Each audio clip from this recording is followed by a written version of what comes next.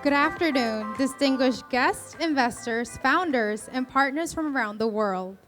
Welcome to today's event, Top Tier Pitch and Panel, a platform designed to bridge Taiwan's most promising startups with top venture capital firms from across the globe. We're truly excited to have all of you here with us today. On behalf of the Small and Enterprise and Startup Administration, Ministry of Economic Affairs, Taiwan Institute of Economic Research, and Startup Island, Taiwan, I'd like to extend our warmest welcome to all our international guests who have traveled to be part of today's event. Thank you.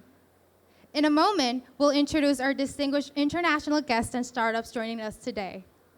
But first, it is our great honor to invite our distinguished guests from the Small and Medium Enterprise and Startup Administration, Ministry of Economic Affairs. Please join me in welcoming Director General G.J. Lee to the stage for his opening remarks. 请李冠志署长上台致辞。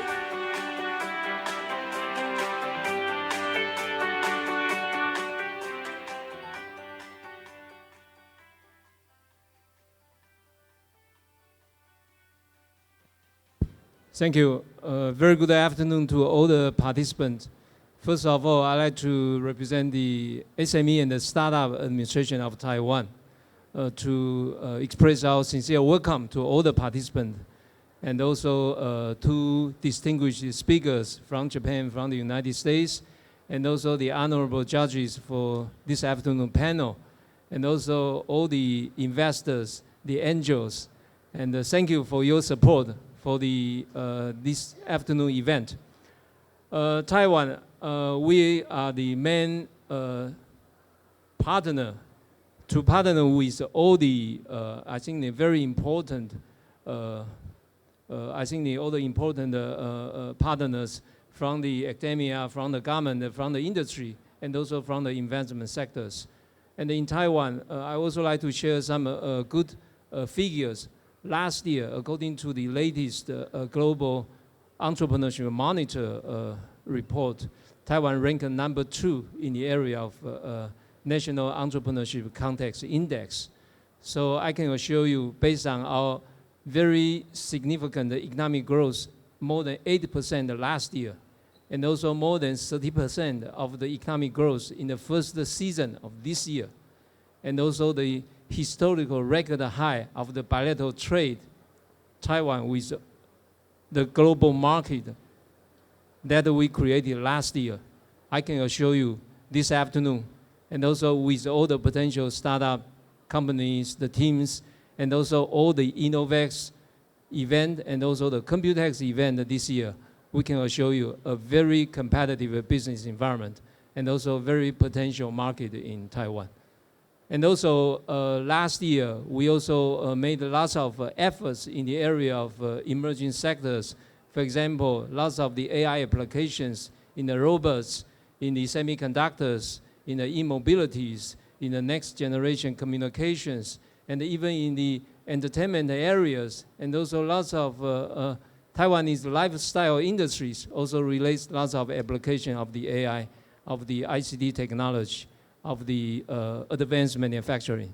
So I would like to invite every one of you spend more time at this afternoon event at the InnoVEX, at the COMPUTEX, and also can extend your stay in Taiwan as long as possible to enjoy a very warm hospitalities offered by our industries, and also enjoy more beautiful sceneries, and also, most important, find more business opportunities when you travel back to your countries. And also welcome, keep visiting Taiwan and keep engaged with our startup team, with our ecosystem in Taiwan, and with all the related associations, stakeholders.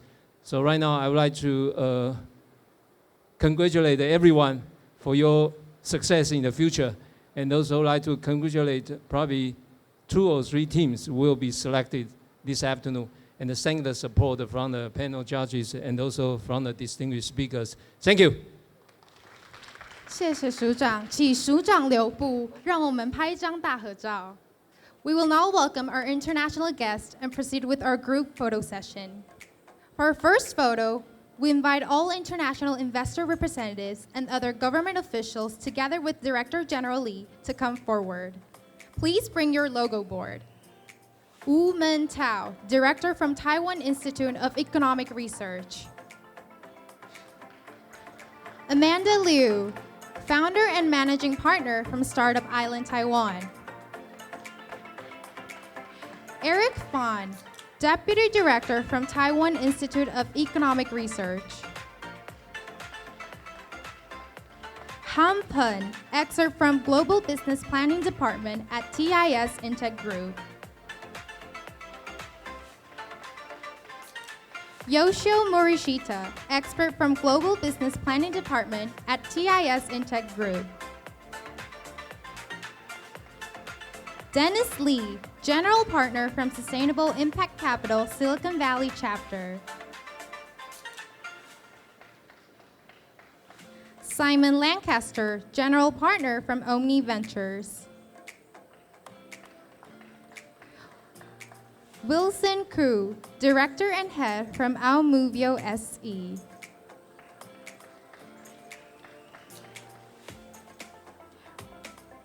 Raymond Choong, Partner from Focustech Ventures. Kenji Makiguchi, Vice President from Daiwa Ventures.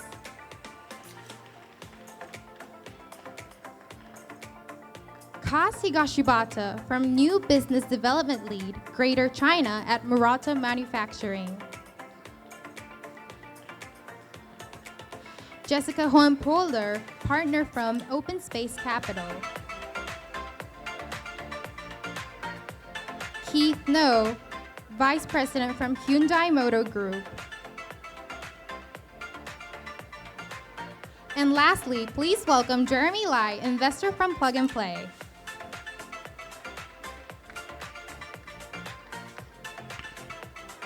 Now let's look at the camera in the center and this is their biggest smile. 请往前看比赞. Please look at our photographer. One more. Now another camera. Now 3, 2, 1. Let's big thumbs up. Yes, Taiwan. Okay, sorry, one more. We're gonna take a small video so we can wave. 3, 2, 1. We can wave. Wave hello. Yes. That's great. Thank you so much. Investors, please return to your seats. 那我们现在拍照环节结束，请署长及各位来宾移步回座。谢谢。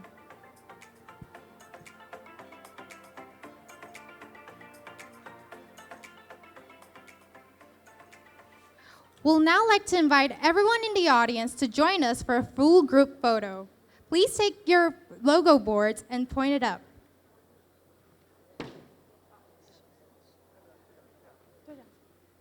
Okay, please look at the center at our photographer. 请往前看比赞. 3, 2, 1, smile. Okay, one more. Okay, next one. 3, 2, 1, smile. One more, please hold up your logo boards. Okay, amazing. Lastly, we have a small video. Yes? Oh, no, it's okay. Thank you. Thank you so much.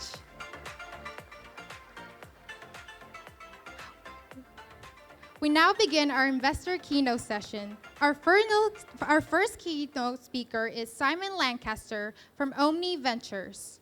Today, Simon will share insights on manufacturing tech and the rise of global dynamism. Please welcome Simon Lancaster.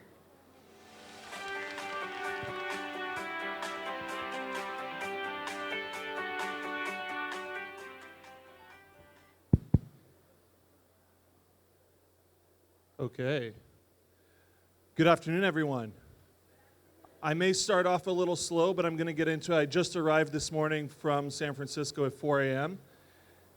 So I'm the general partner of Omni Ventures. We are a manufacturing tech-focused venture capital firm.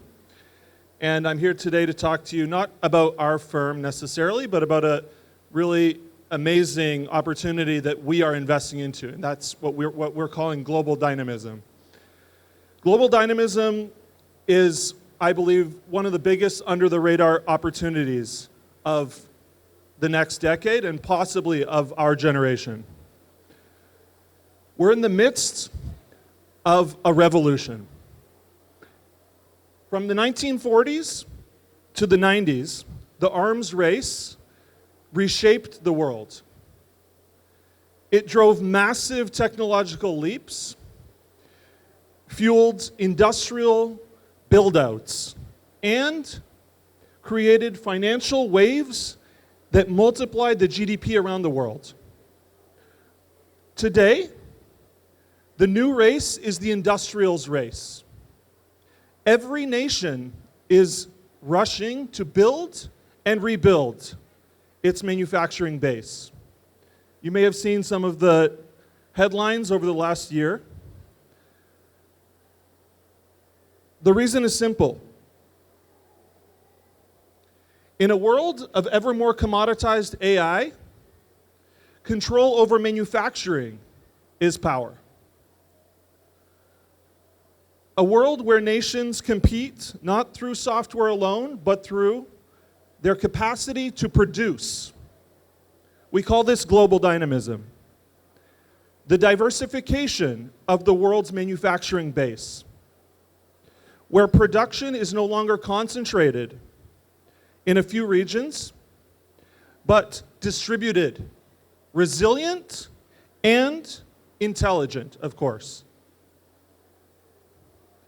Global dynamism is the unlock and scalable manufacturing tech is what's driving it. If you look at the GDP composition over the last decade, every major sector, from finance to commerce, IT, business services, have been through their digital transformations. Manufacturing remains the last major sector left behind. While others have tripled, manufacturing has only doubled its productivity and contribution to GDP. This gap represents the biggest opportunity of our time. I'm Simon Lancaster. Why do I care so much about manufacturing? Well, I've been coming to Taiwan since 2008. I worked at Apple for 12 years, and I've spent now almost 20 years on factory floors. I've worked at Apple, Google, BlackBerry, even Toyota, across some of the world's most advanced factories, including in Taiwan. And I hold over 50 patents in advanced manufacturing. I've lived this transformation firsthand. Take Apple's Liam robot, for example. Built in 2015, we're going to show a video. It was a marvel. Millions of dollars, years of effort. Many of you are probably familiar with this type of very capital-intensive manufacturing and automation. Unfortunately, this is the definition of capital-intensive and inflexible automation that many of us think of when we think of robotics in factories. Back then, I thought automation would always be this hard. But AI has changed everything. What used to take months now takes minutes. Millions of dollars, now hundreds, for training and repurposing of flexible automation. Today, we live in a different world. One where portfolio companies such as Rembrain can train robots, let's play the video, to perform complex tasks in minutes instead of weeks or months, using zero-shot learning, advanced computer vision, and training algorithms that just were not available or possible previously. And most importantly, instead of being built for a single task, Flexible automation and robotics can adapt to anything. That is the leap. We can go to the next slide. Manufacturing tech isn't a single product, factory, or trend. It's an ecosystem spanning AI-driven engineering, manufacturing operations, robotics, and supply chain intelligence. It's the infrastructure powering the next wave of industrial growth. At Omni, we are investing and backing in founders at the earliest stage, powering this global dynamism. And I'm proud to say that today I just handshook with our first Taiwanese startup that we're going to be investing into this month. Thank you very much. That's the end of my talk. Happy to talk to anyone today. If you're unable to get a hold of me, this is a direct link to book a time with me or my co-GP. So you can always use that to schedule a time, a 30-minute slot to talk with us. Thank you very much. I'm really proud to be here. Thank you. Thank you. Thank you, Simon, for your insightful sharing. Our second keynote speaker is Kenji Makiguchi from Daiwa Ventures. Today's topic is bridging Taiwan and Japan in the next wave of deep tech. Please welcome Kenji Makiguchi. All right. Hi, guys. Hello, everybody. My name is Kenji, and I am an investor at a venture capital firm called Daiwa Ventures based in Tokyo.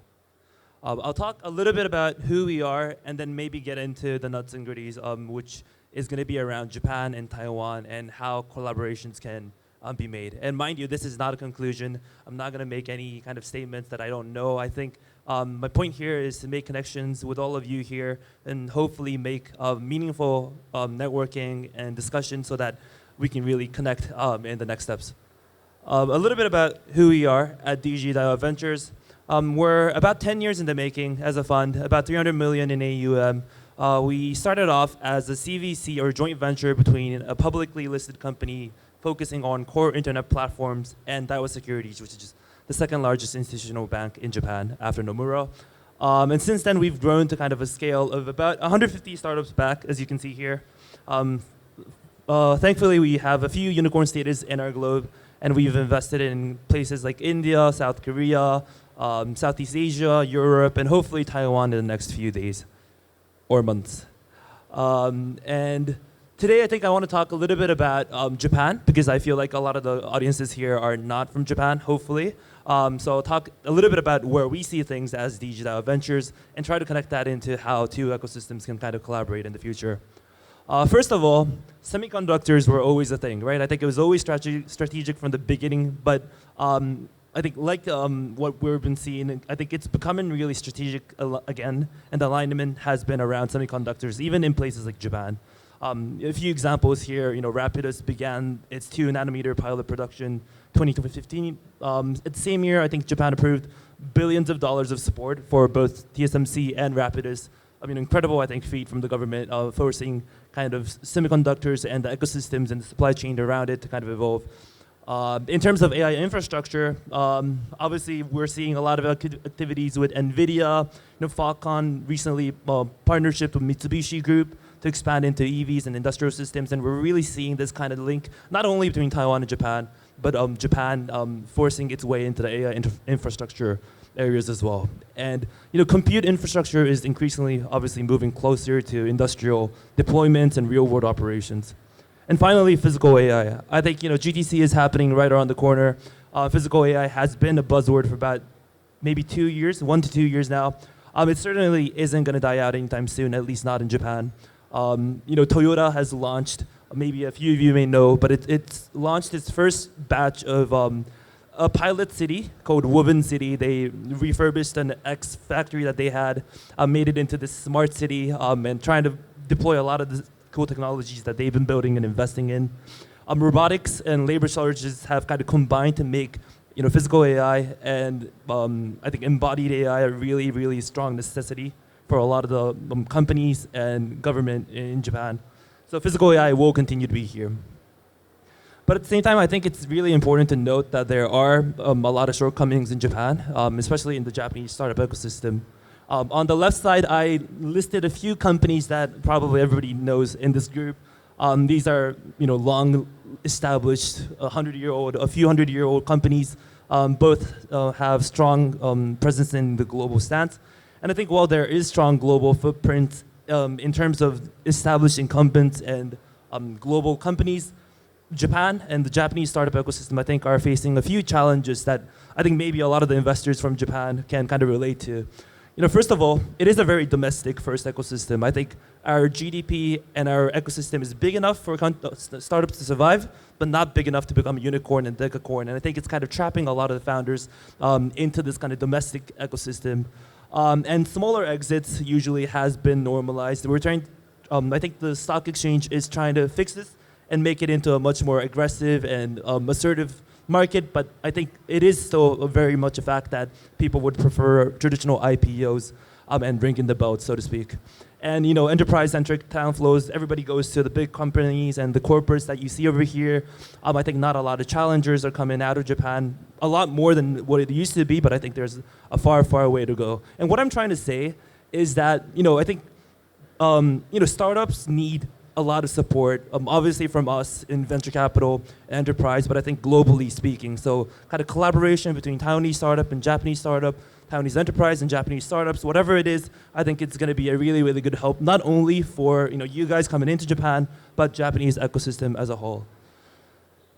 All right, and then I'll talk a little bit about where we're seeing things as investors. Kind of we talked a little bit about the obvious, about how the movement is in Japan. And what's happening here.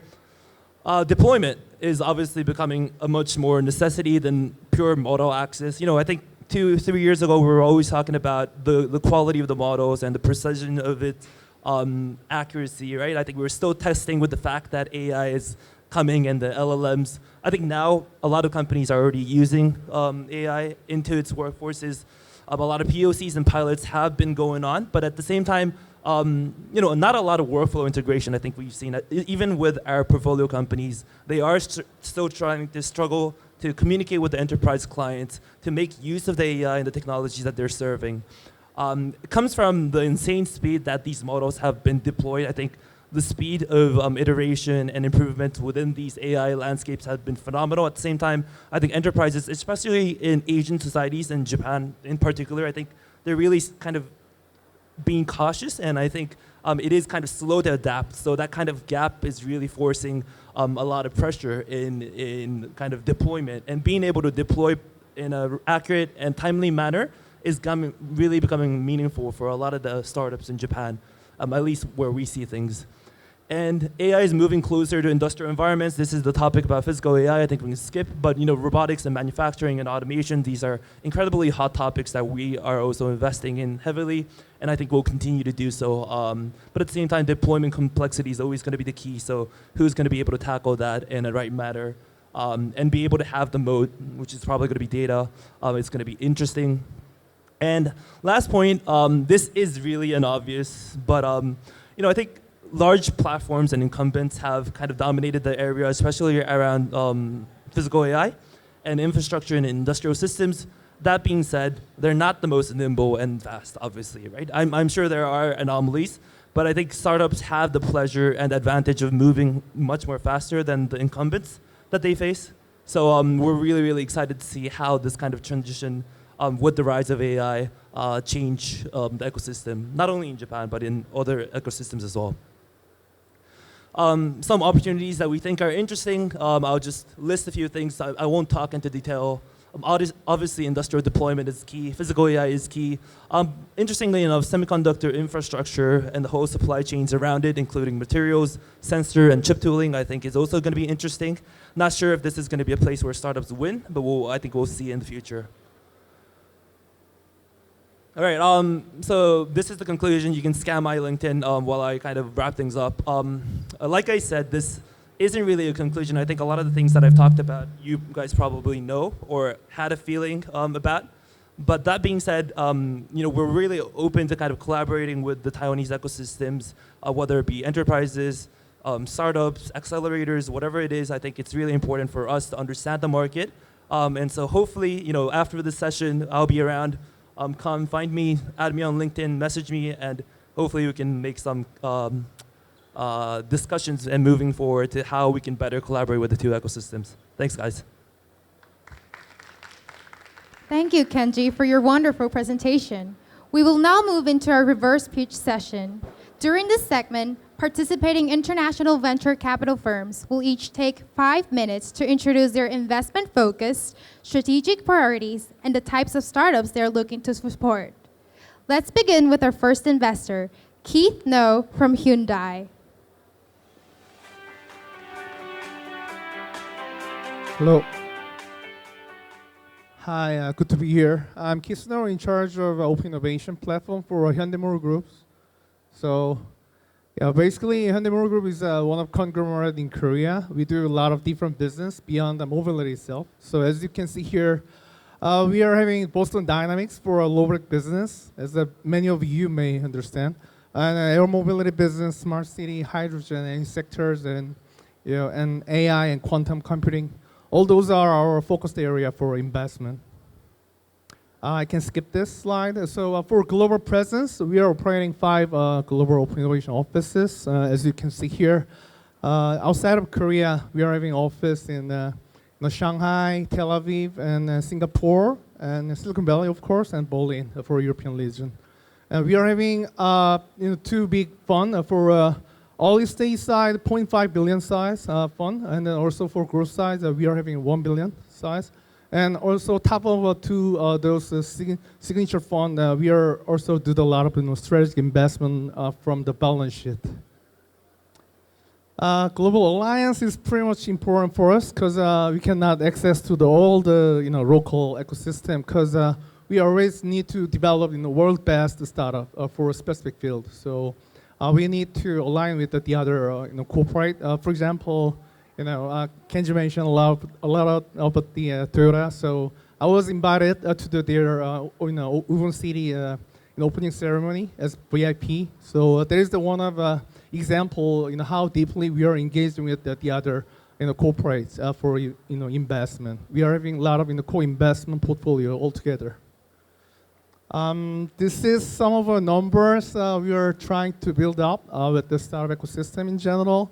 So we do investment as well as POC. So we are doing a lot of POC project to give a business collaboration opportunity for startup side.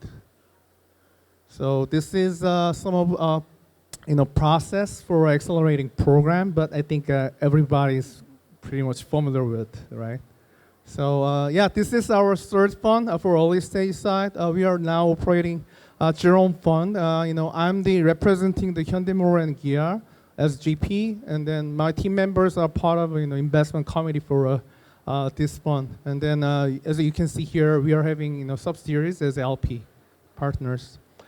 This looks a bit noisy, but this is all about our Fund 1 and Fund 2. So your websites are about our Fund 1, which started 2018. So recently we all liquidated our first fund, and multiple was 5 times. So it was pretty much remarkable comparing to the other global bases. And then thing is, we do a lot of project altogether after investment. There is a more important KPI of our team. So we are very dedicated to collaborating with the startup once we invest. That is more important.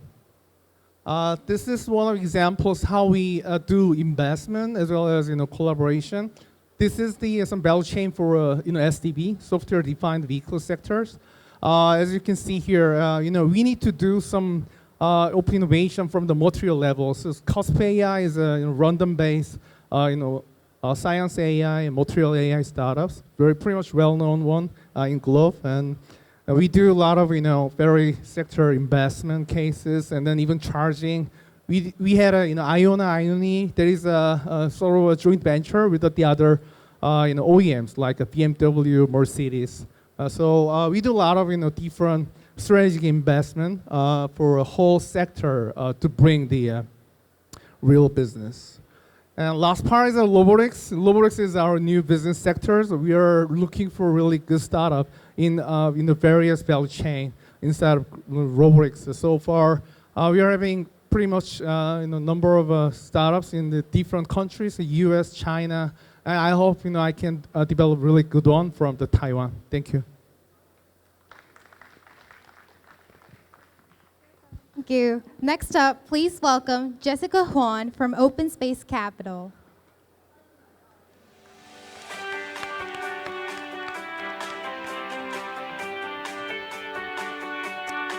Hello. Hi, everyone. Good afternoon. Thank you so much for having me here today. I'm really excited to be here. Actually, some of you may know that I have a funny name because my husband is Belgian, but I actually grew up in Taiwan. I grew up in Hsinchu, and I went to school. I went to middle school and high school in the science park. And so in many ways, or I guess in some ways, I'm a product of this ecosystem as well, too. And so it's a real privilege to be here today and this week. I've had an opportunity to meet a lot of really exciting startups, a lot of VCs, and it's just really amazing to see how vibrant the Taiwan ecosystem is. I'm going to share a little bit about what we do at Openspace Capital. I am a partner at Openspace Capital based in Singapore. Openspace Capital, we are a Southeast Asia-focused VC fund. We have about 850 million of US dollars of assets under management today. We're running 5 strategies. We invest from the Series A stage all the way through listed equity. So early stage, growth stage, credit, listed equities. We also do Web3 investments as well. One of the key areas of differentiation for us is our focus on Southeast Asia and our on-the-ground presence. We have offices and teams in all of the key markets in Southeast Asia: Singapore, in Jakarta, in Indonesia, KL in Malaysia, Manila in the Philippines, Ho Chi Minh City in Vietnam, Bangkok in Thailand. So you may be wondering, as a Southeast Asia fund, why am I standing here today? Well, the answer is the following. So our specialization has really been Southeast Asia, but increasingly what we see is obviously more and more connectivity across the world, including Taiwan. And so we see a lot of interest for founders wanting to expand to Taiwan. We see a lot of supply chain moving to places like Malaysia, even Thailand, Singapore. And so we are looking for investment opportunities that are not just in Southeast Asia, but also companies with a strong Southeast Asia nexus. I talked a little bit about our different strategies. I think this is also an important factor for us as well, too, our ability to support companies across their various stages of growth and development, from the early stage all the way through exit. This is, I think, lots of faces, but the idea is to just give you an idea that we do have local team members in all of the key markets. Local markets require local insights, and so that's what we've built out across our 12 years of operations. Our investor base is institutional. We have a number of sovereigns, U.S. endowments, and corporates. This is also important because it's an extension of our own network and our ability to work with founders and management teams across the board. Okay, so this is sort of the crux of it. I think having spent some time understanding the Taiwan ecosystem a little bit better, I think what we see is the following. Companies in Taiwan tend to they tend to have a plan to be global from day one. I think that's quite different and unique. We don't see that as often in Southeast Asia. I suspect you don't see that as often in the US as well. But companies in Taiwan from day one have a plan to go global. And what global usually means, what we've seen, is usually a choice of three areas of geographic expansion. One is the US, one is Japan, and Southeast Asia. And so it's sort of pick your adventure. And so what I would encourage, and what we love seeing from founders here, is if your adventure is to come to Southeast Asia, where we have a very large, growing population, a lot of sort of good cultural synergies as well, too. We're in the same time zone for most of the countries in Southeast Asia. We'd love to have an opportunity to work with you. Again, I mentioned, especially with manufacturing and semiconductors, a lot of interest in Malaysia and Singapore as a corridor, and so we'd love to see opportunities on that front. There's a lot of words on this page, but basically it's just highlighting our experience in helping companies to expand across Southeast Asia. It happens in many, many different ways and many different orders as well too in terms of countries of focus, but this really is our specialization, our teams on the ground with the local insights, local networks, ability to help you hire locally, but also to build relationships with potential clients very early on really helps to accelerate market expansion. I think I've highlighted some of these things, but I think this is, again, a reiteration of some of the key areas we'd love to support the Taiwan startup Sitt ecosystem in. What we've seen is that there's good early stage seed capital, but not as deep in terms of mid-stage growth capital, and so that's an area where we can provide not just capital, but also expertise and capital beyond early stage all the way to exit and the ability to expand across Southeast Asia. That's it. Thank you very much.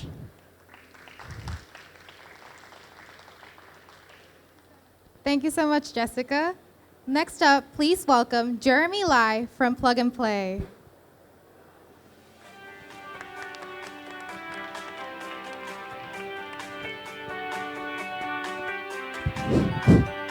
All right. Hi, everyone. I am Jeremy from Plug and Play. I'm an investor, and I'm based in the Plug and Play Taiwan office. So, Plug and Play, we are the largest, one of the world's largest innovation platform in the world. So, we cover pretty much all the major markets, more than 60 offices in the world. We have more than 500 corporate and government partners, and we've invested in more than 30 unicorns, and currently we have 1 billion asset under management. So, in Plug and Play Taiwan, we specifically are looking for founders that are building the hardware, the infrastructure, and the integrated systems that brings AI into the physical world. And that means these 4 specific areas that we're looking at. Includes robotics, AI, compute, aerospace, defense, and energy. And what we do, we operate in a vertical industry model, which means we get first-hand insight from the industries, and we get first-hand trends, and we also get corporate feedback with our broad network across the world. And so what we do is first of all, we connect startups with all the corporate partners that we have around the globe, globally.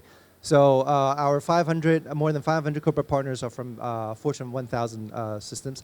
And what we do is we facilitate that direct connections. And for startups, that could mean customer discovery, that could mean pilot POC opportunities, that could mean strategic partnerships, and obviously that includes international market expansion.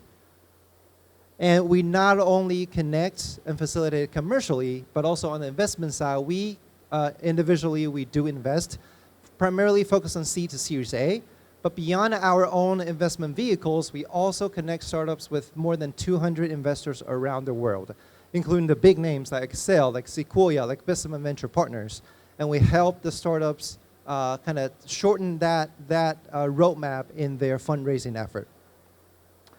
We have backed more than 30 unicorns in the world right now, and the 4 highlighted up there are all the theses that are kind of within the thesis that I mentioned and talk about.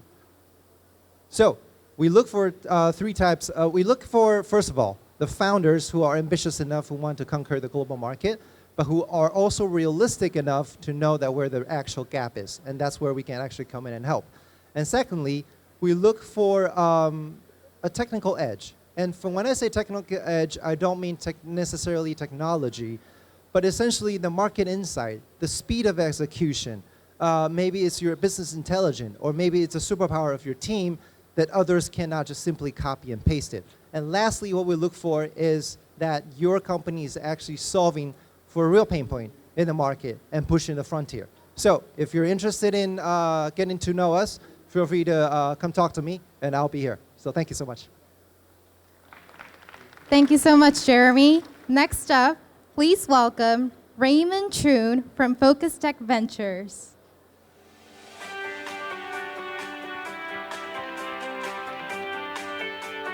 Hi. Good afternoon, everyone. I'm Raymond from Singapore. I'm representing a Singapore office, single family office called Focustech Venture. I've been in and out of Taiwan for the last 30 years.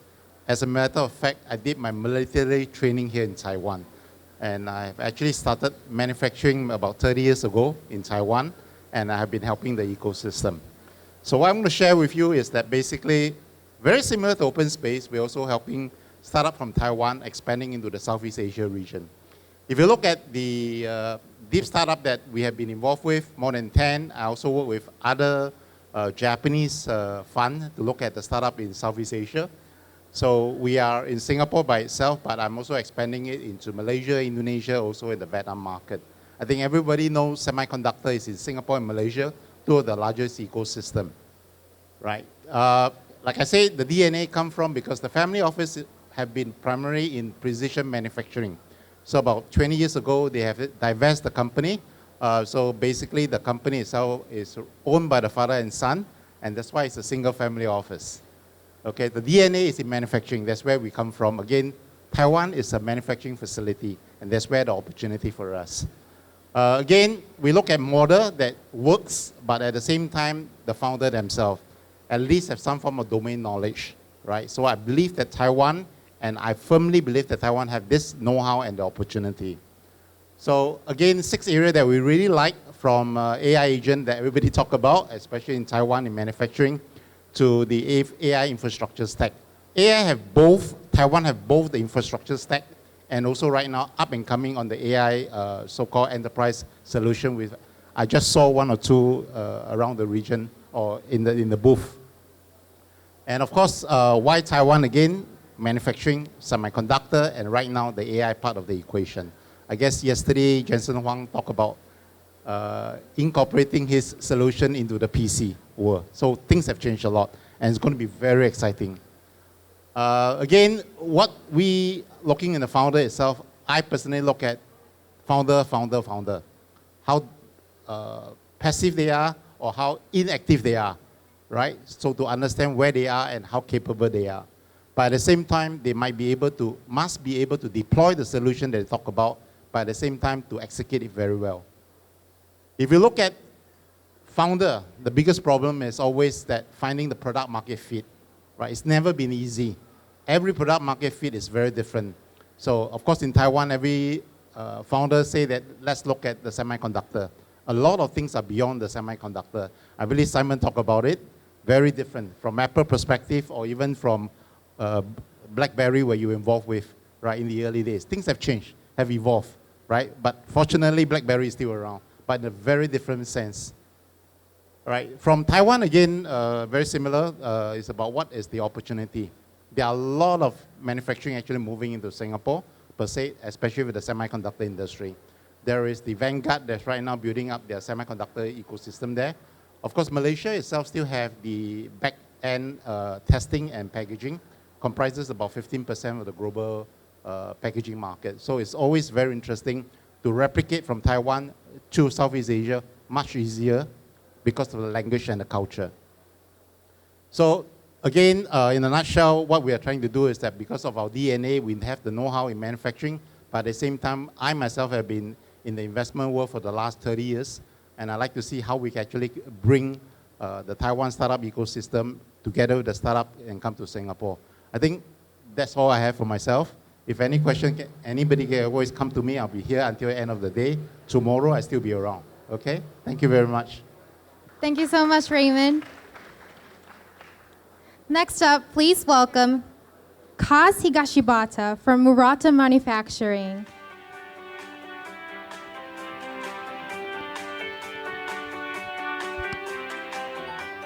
Hello, good afternoon, everybody. Okay. Hello, good afternoon, everybody. My name is Higashibata, representing Murata as the new business development lead in the Greater China. I'm very much, big honor to present, to give us, this kind of a great opportunity. Thank you very much for the Startup Island Taiwan members. Okay, so first of all, simple question. Who knows about Murata? I can see my colleagues over there, several people. Therefore, still not 100%. Very sad to say. Actually, Murata itself is an electrical component company. That's why our brand name is a little bit minor, sorry to say. That's why I picked up 3 key numbers today to give you a little bit more impression about Murata. First number is very simple. We start our business from 1944. Therefore, this year, 82, 3 years old, still healthy company. How healthy it is? I just want to pick up second number. This is the market cap. I checked the market capitalization 6 months ago. Murata was almost like world 500. Then roughly rank number 30 in Japan. And well behind from ASE in Taiwan. Thank you. Then recently, thank you for the AI booming. Our stock price is skyrocketing. Then 10 days ago, May 22nd, we finally caught up with the ASE, thank you very much. Then getting to the world number 320 in Japan. Then once again this week, Monday, Tuesday, another skyrocketing. Then I checked this morning, Murata, surprisingly, world number 200. Then roughly rank 10 in Japan. And a little bit over ASE and getting closer to the Foxconn. This is kind of a, image of the Murata as a company size. Then third number, it's a little bit funny number. How many this kind of small components we make every day? I cannot remember, but based on the official number together with my rough calculation, Murata actually make almost like 5 billion pieces of the MLCC every day. This is the amount that Murata can give 200 pieces component to the older people living in Taiwan every day. However, MLCC doesn't work as it is.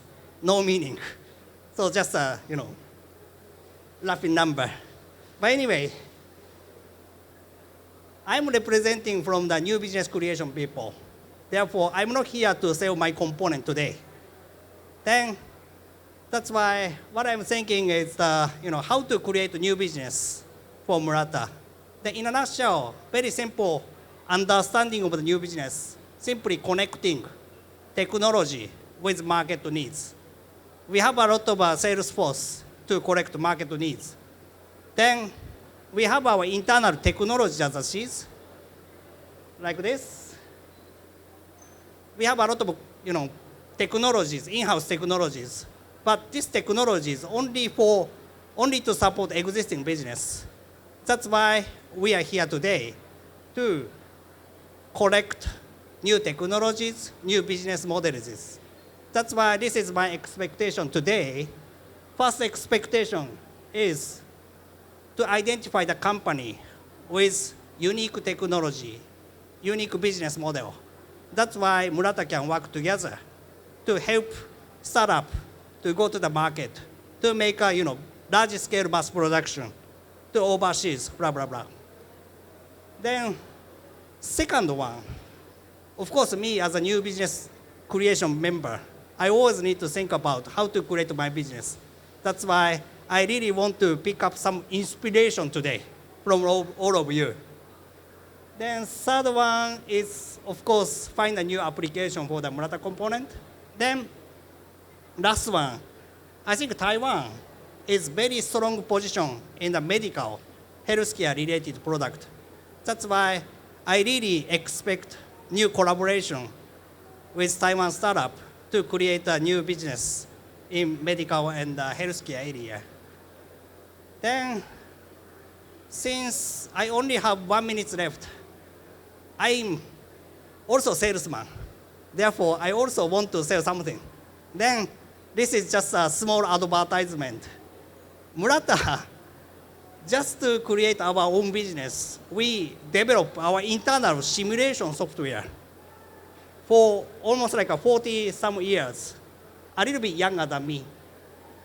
Then we started to provide this kind of a nice simulation technologies to the public with reasonable cost, amount of the roughly $2,000 every year.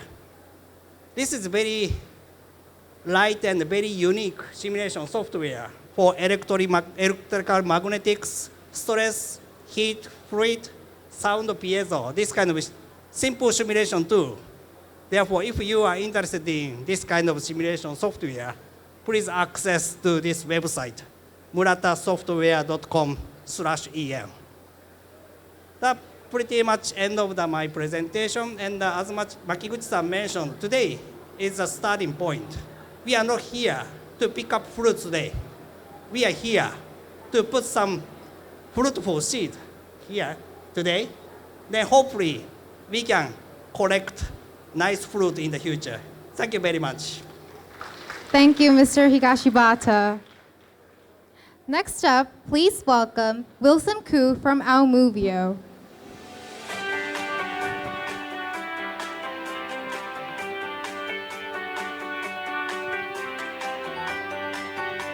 Thank you very much. Thank you very much for having me today. My name is Wilson. I'm from a company called AUMOVIO. Right, it's a pleasure to be here. So I'm taking care of Asia Pacific, excluding mainland China, for the department called COMPUTEX. We are basically the strategic startup partnership and investment arm of AUMOVIO. Right, so you might not have heard of AUMOVIO. We are pretty new. I say that my boss likes to predict that we are a startup, but in fact we are 82,000 employees strong globally as a startup, because we actually spun off from Continental in 2025 September. So Continental in Taiwan is called 马牌 轮胎的马牌, right? So we actually broke up our organization in September, splitting into two parts. Continental remains as a tires company, while AUMOVIO becomes the automotive company for electronic components for automotive. We have been in the industry for the last 150 years, right?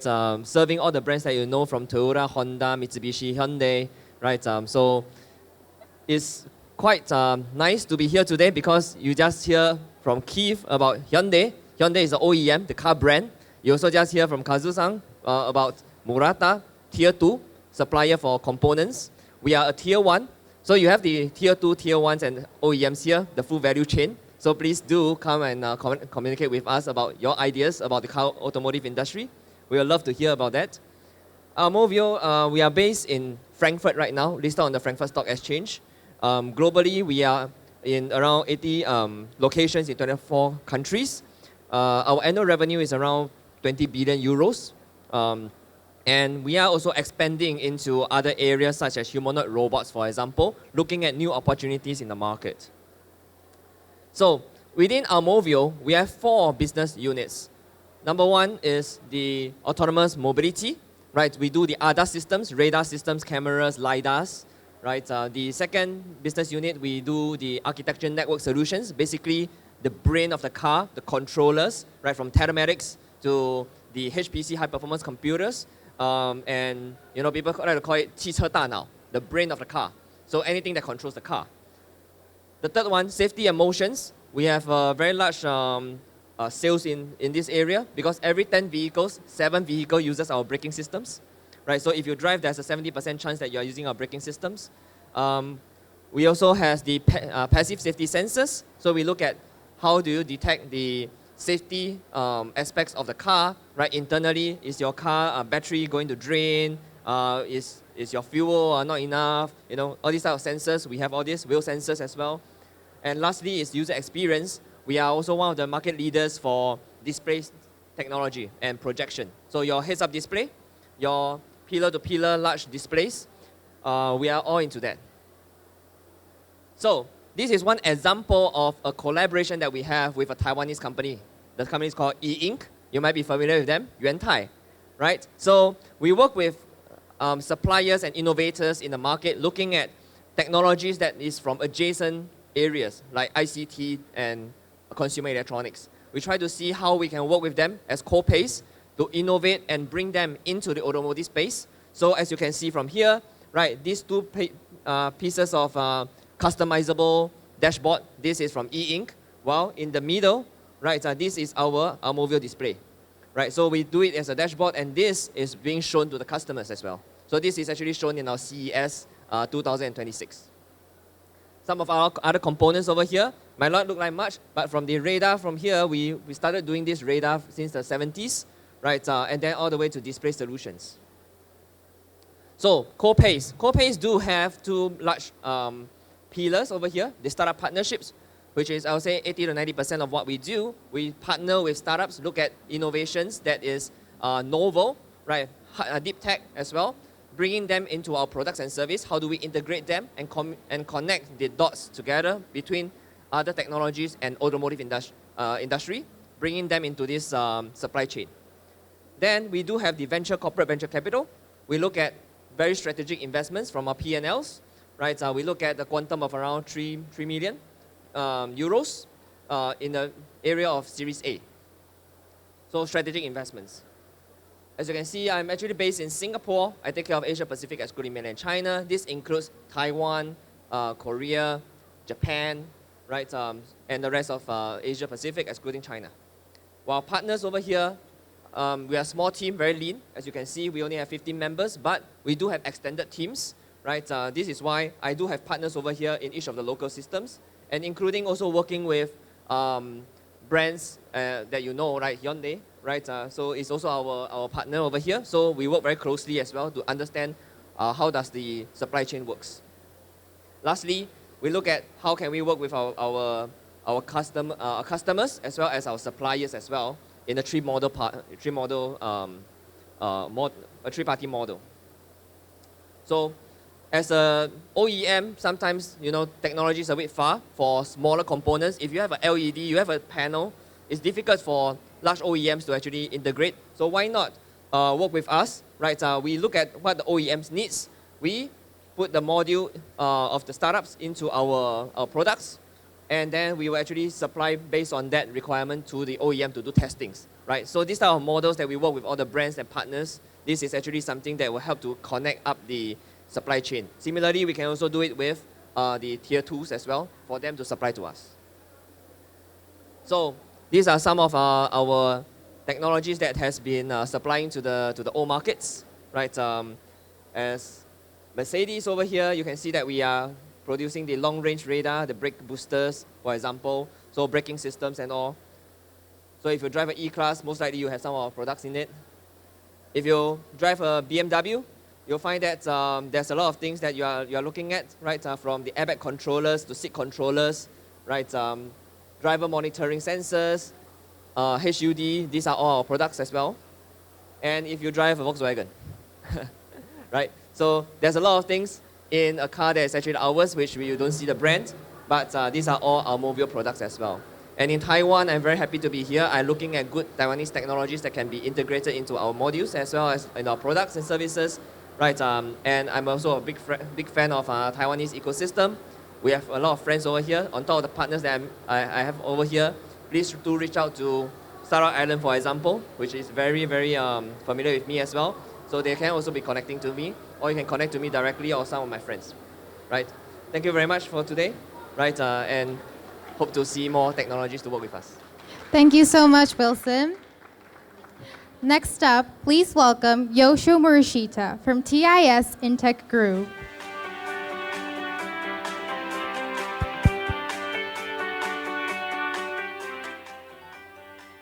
Good afternoon, everyone. Thank you for giving us this opportunity. I'm Morishita from TIS Intech Group, Japan. I would like to introduce who we are, what we do, and how we collaborate with startups. And this is an overview of TIS Intech Group. TIS Intech Group consists of 57 companies globally with 21,600 employees. Our annual net sales is around 3.7 billion in US dollars. And we are listed in the Tokyo Stock Exchange prime market. But still, I think we are far below than Murata. This is a scope of our business domain. Our service include consulting service, system integration, outsourcing, cloud, and service development, meaning we provide clients from strategies to execution. This is our breakdown, revenue by client sectors. Around 35% of the revenue comes from the financial sectors, and more than 50% of our revenue comes from industrial sectors.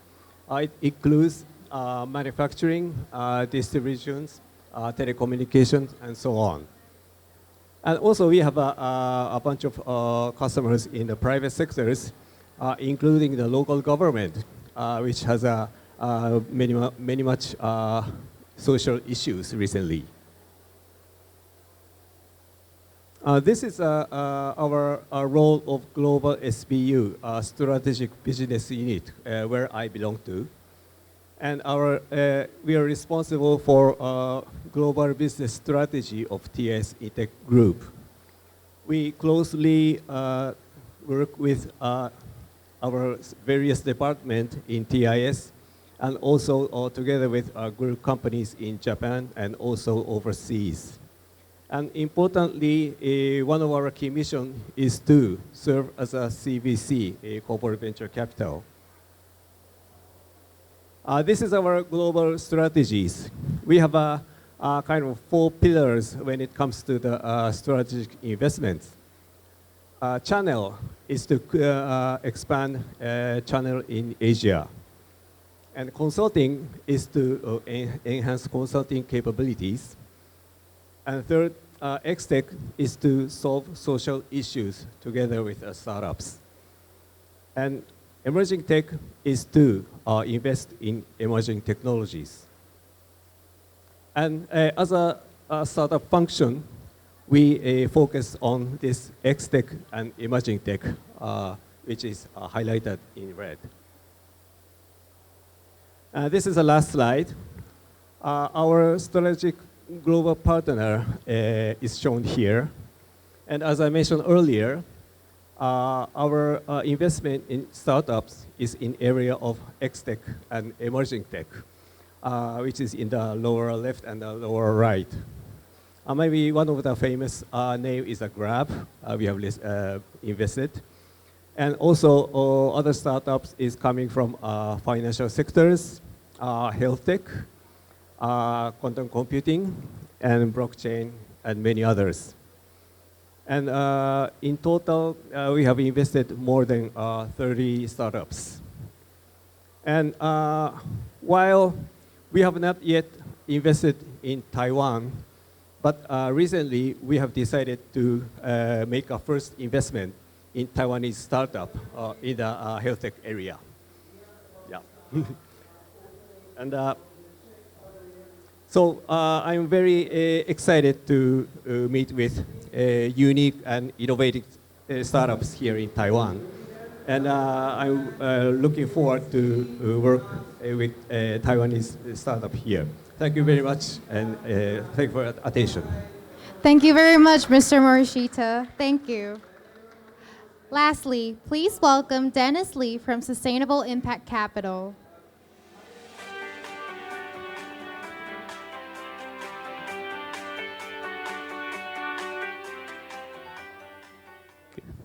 Good afternoon, everybody. So I really welcome everybody to today's panel. You have gone through the whole global investor to talk about the opportunity into Taiwan. So we are actually a local startup focused investor group. We are a group of angel investors called Sustainable Impact Capital Group. So this group of people, it's like me. we are actually looking for the impact investment.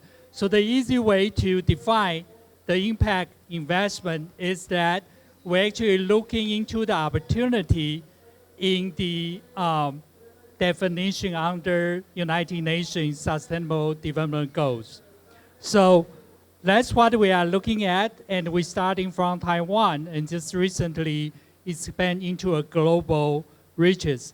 So we got about 170, and right now it's almost 200 angels from the globe. You can see all those angels across the 5 different continents and 13 different major global cities. So we have access to different locations, and in addition to the capital, we potentially can provide to the startup.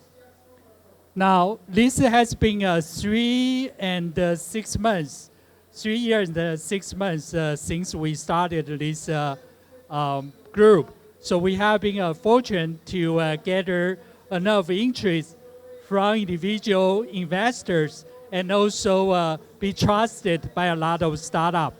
So we have invested into about 35 companies, and we have $6.7 million invest in this 35 startup. And we also have the co-investing within our network. So total is $15.7 million invested into this 35 company. So how do we do that? It has been a very good, successful collaboration among the startup investors as well as the ecosystem. So there are actually a lot of good opportunity we have seen in Taiwan ecosystem, but we are actually looking beyond just what we can do in here. So in Taiwan, we have working with different organization, government agency. As you can see here, we have 3 different kind of opportunity to help the local startup or entrepreneur to reach to the global market opportunities. But all these are actually really good resources you have if you start from local ecosystem. Building up your hometown, actually grab the business opportunity, prove that your product market fit, and we can actually help to actually expand beyond just Taiwan. So you can see that we have partners in Taiwan as the headquarters of our angel network. Then we have Kaohsiung as a chapter, and we recently moved into Singapore and Silicon Valley. So we have a different partner, and I'm actually a roaming partner, so to speak. We're actually moving around different regions, trying to building up this ecosystem, and also doing this connection for our portfolio company, as well as our angels in the group. So in addition to the global reach, Taiwan as a starting point, we also looking into a different industry. Even though we are looking for impact, but we still have some focus tracks or particular sectors we're looking into.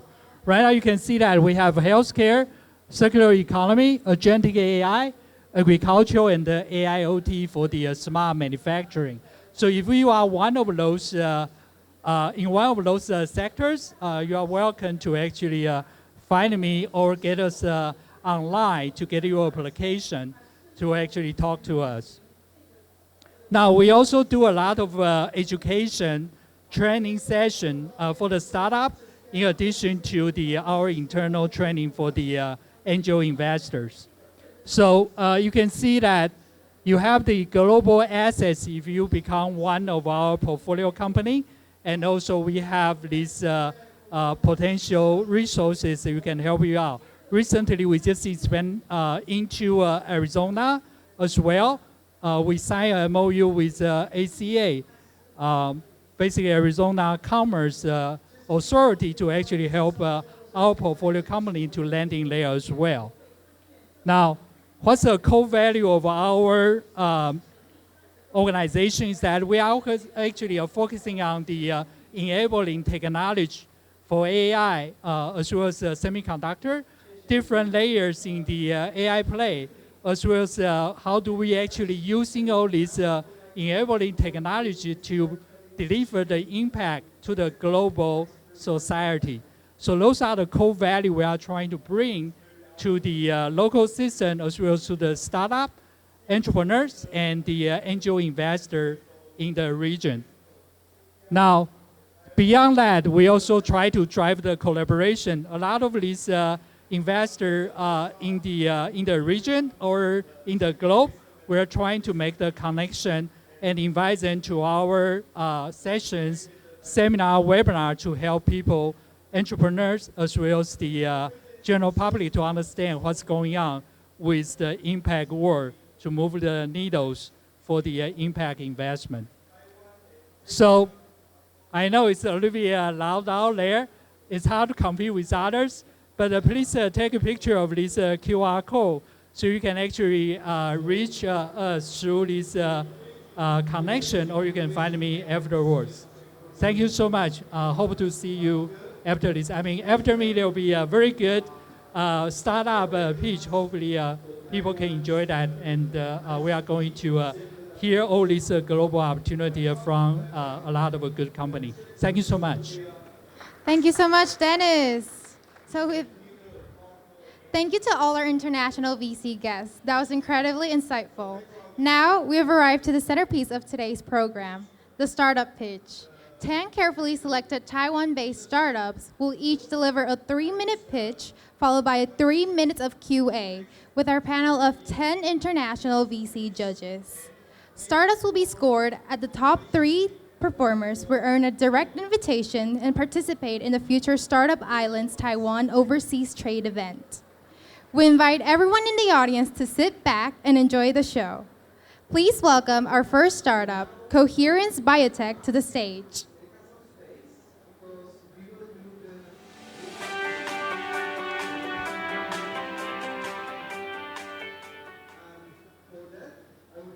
Hi. So AI now can design drugs, and it can rank drug candidates faster than any lab can test them. To validate even one drug means running complex biology workflows in a wet lab. Now, AI can iterate within hours, but wet lab experiments takes days, weeks, sometimes even months. And when the results come back, it often comes back with variants that nobody can explain. And if you don't know the source of that variance, you don't know if you can actually trust that result. And here is why. This is what a multi-day biology experiment looks like today. So basically, you're constantly moving a plate between different people, places, and many, many machines. So in this example, you can have as many as 12 handoffs across a 6-day run, where every handoff is an opportunity for contamination, for environmental shock, and all kinds of handling issues. This is actually the default. It's not the exception. And none of those issues actually show up in your final endpoint. So if your result looks weird, basically you have to rerun the whole week. And that's why we developed Keystone. So we designed Keystone to be able to run end-to-end workflows, beginning with cell seeding to culturing, drug dosing, and imaging, all within a single enclosed system, where every action is time-stamped and every condition is logged. So if your result looks weird, you can review the run instead of repeating it. And that's why we're not just selling another point tool. We are selling a clean and traceable run. That's our product. And here's the payoff. So on the left is your traditional fragmented run, where you get things like timing gaps and environmental shifts and results without context.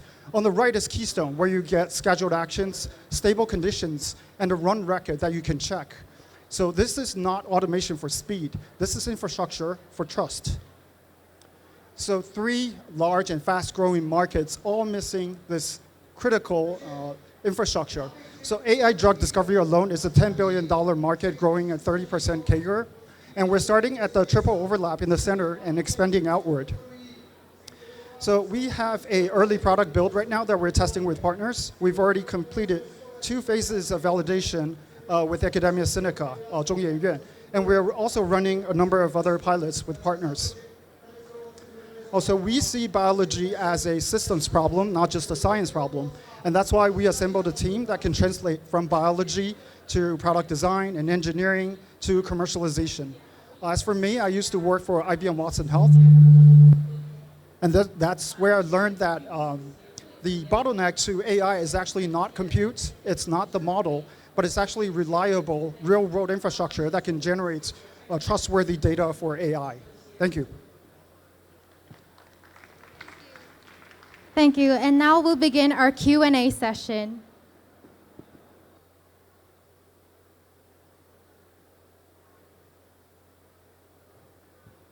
Any other judges?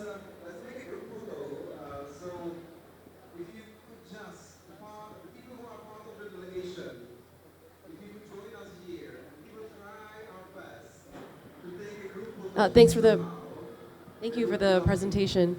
Can you share a little bit more? Can you share a little bit more? Can you share a little bit more about how your regulatory approval framework may be different from the traditional drug discovery processes that are currently implemented? Yeah, so this is for drug development, drug R&D. There is no clinical application, so we're not diagnosing patients or diseases or anything like that. So this is research use. So there is no FDA approval required. We do need to do product registration, but there is no like a FDA pathway. Thank you. Do we have any other questions? How has your own hardware development been, and are you doing like a staged approach to that, or are you going directly to market with kind of your ideal product? Yeah, so we built 2 iterations of prototypes before. The one that we see on the screen before, that is, we're in EVT1 stage. And so we build basically everything in-house except for some key components that we source externally, and we do the final assembly ourselves. We do have an engineering partner that also work with us that help us design some of the mechanical parts. Hello. Hi. Very interesting presentation. What is your business model right now in terms of your revenue? How do you generate your revenue?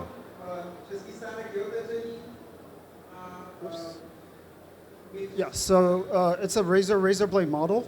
So the system, the machine gets us the foot in the door, and we do have a consumable, the cartridge that is proprietary. And on top of that, we designed it to be modular, so there are more advanced modules and configurations that you can upgrade. And there's also software and services. Thank you so much for Coherence Biotech. Please give it a round of applause. Next up, please welcome our next startup, Leafy Labs. Hello. Can everyone hear me? Okay, nice. So super excited to be here to present you Leafy Lab. We are a agentic AI platform that optimizes from chip design to manufacturing process, and we aim to save time to market by more than 50%. Today, we are in an accidental crisis. The first time of a chip being successfully fabricated, surprisingly, is at all-time low. And leaders are asking, why does a chip take 3 years to production? Can we make it into 6 months? This is exactly the problem that Leafy is solving today. The market for semiconductor, as you all know, is going to double to 1.6 trillion. And where Leafy plays today is at this 200 billion market, which include verification, software, and IP. We are building a unified intelligence system. The entire semiconductor value chain is very closely, tightly coupled. At the same time, they're working with contract, with communication, but they need better model to have a unified system to streamline in order to accelerate chip to productions.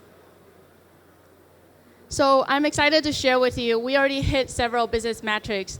We got to 3.6 times better performance in our agentic platform when we compare to traditional approach. And how we do this is because we have automation and AI. So we use automation to get to enough data point to train our AI model to be accurate. And how we differentiate in this space are 2 main things. One is accuracy, second is execution. In terms of accuracy, we benchmark our model to standard models such as AutoML, and we are significantly better in performing our predictions, such as a transistor of a behavior like a current voltage curve. We are much better at performing those predictions. In terms of execution, we have pilot project, including top 10 chip design house today that is building AI chip. So where we are going next, as mentioned, we're building this unified intelligence system. We already have silicon photonics expert in-house, and we're building 3D design right now. I'm excited to share with you, we have 9 team members today. Me and my co-founder are deep tech background. We're a PhD from Harvard and MIT. I'm a serial entrepreneur. My first IPO already, my first startup already IPO at NASDAQ, and I'm so excited and thrilled to come back to build and close the gap between AI and physical AI. Thank you. Thank you so much. Now we are going into the Q&A session. Do any of the judges have any questions?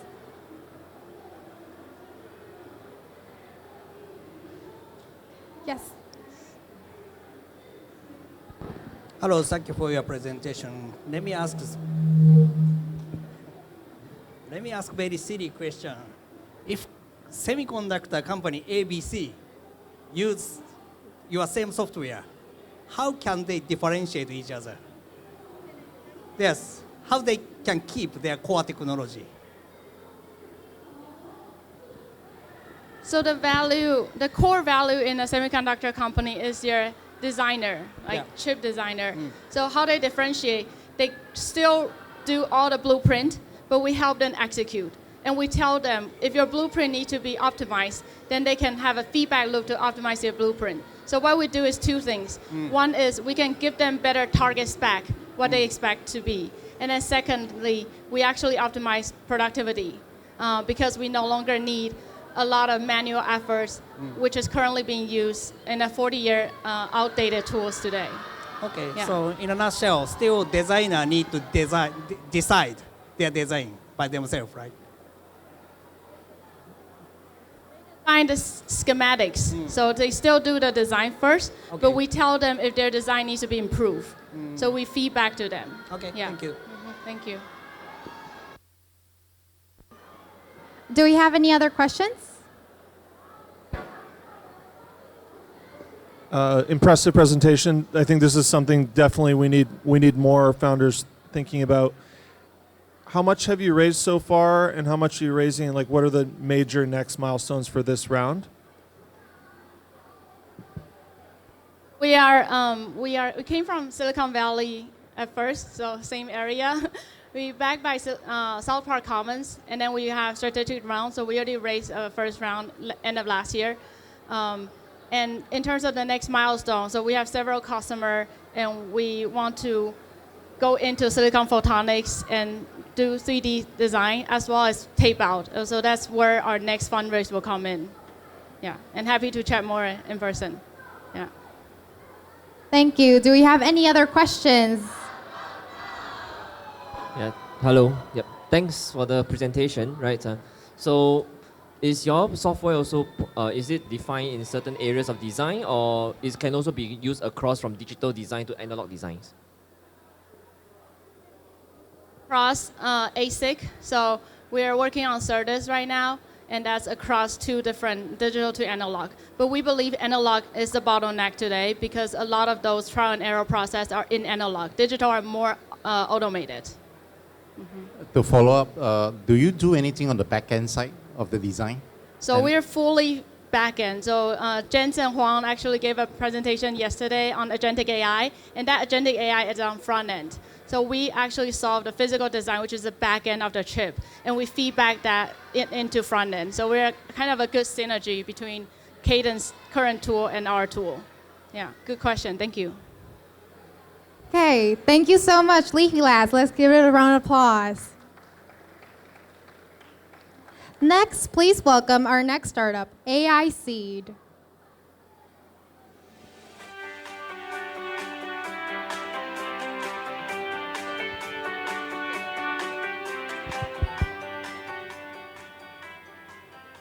Hi everyone, my name is Stacy. I'm the marketing strategist at AI Seed. Today, I'll be presenting on behalf of the company. Defense organizations now face two simultaneous challenges: decreasing manpower availability and increasing operational demands. Modern warfare is shifting toward distributed, autonomous, and attritable systems. The lessons emerging from Ukraine and the Indo-Pacific are clear. Scalable autonomous capability is now a strategic necessity. And as allied nations accelerate investment into autonomous systems, resilient and secure supply chains are now core components of defense readiness itself. UAV capability is no longer an option. It is a defining operational requirement for battlefield awareness, ISR, strike, and counter UAS. Defense organizations are increasingly expected to maintain real-time intelligence coverage, operate at faster decision cycle, and sustain operational reach with fewer personnel. However, many existing solutions are either too expensive, too slow to manufacture, or too dependent on fragile supply chains. That creates a growing capability gap for Taiwan, the United States, and Indo-Pacific partners. Our focus is straightforward. We deliver reliable, scalable, autonomous UAV system at practical cost.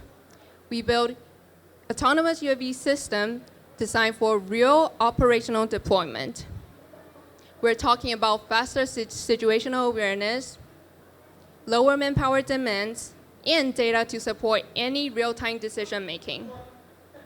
This is not theoretical. We are currently supporting programs with the Taiwan DoD and US defense primes, representing 4.6 million in active engagement, and a projected pipeline exceeding 150 million over the next 2 to 3 years. Our teams have deployed hundreds of systems alongside allied forces and combined expertise from Google, Motorola, and Stanford universities. We believe the future belongs to organizations that can integrate AIs into critical missions, and organizations that move fastest will define operational readiness in the next generation of defense. AIC is building what next generation cannot operate without. Thank you. So much, AIC. Do we have any questions?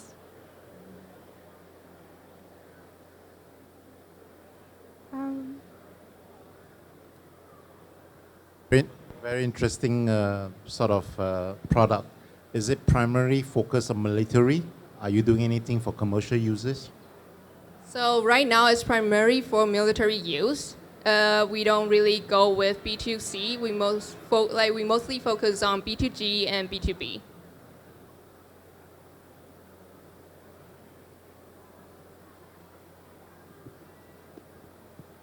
Do we have any other questions? Okay.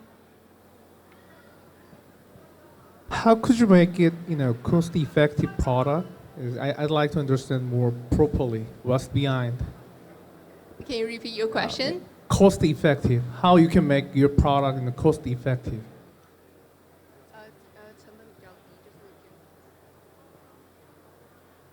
Because Taiwan is supply chain advantages. For example, in America, there's so many drone companies, but they don't have a mature supply chain about each component, like communication, navigation, GPS, something like that. But in Taiwan, we have so many partners, and we can basically so many of that we do it by ourselves. And so that's the reason we can have the advantage about the time to market, because we can quite rapidly maybe adjust to the new spec or new demand. And can I ask your background or previous industrial experience? You mean our background of our CEO? Yeah, right. I mean, your background, the founder's background to cover up. So our CEO and our CEO actually all come from really deep tech background. And our CEO used to work at Google, and our CEO have really deep background with the tech world, and especially when it comes to UAV. Sorry, where is the network from the other defense unit, for example, in Taiwan or even US? there's a strong network is pretty important for a defense business. I also want to hear some background related to the network your founders had. The network, the CEO. Yeah, right, for a defense side. Actually, we cooperate with the SI in Taiwan, and it's the same for the foreign market. So we are currently in talks with several US partners, Japan partners, and maybe in Europe. And we have signed an MOU with maybe a company in Estonia. And they do what they can do, and we focus on our product and solution. Okay, thank you so much, Leafy Lab. Let's give it a round of applause. Next up, please welcome our next startup, Aqua Optima.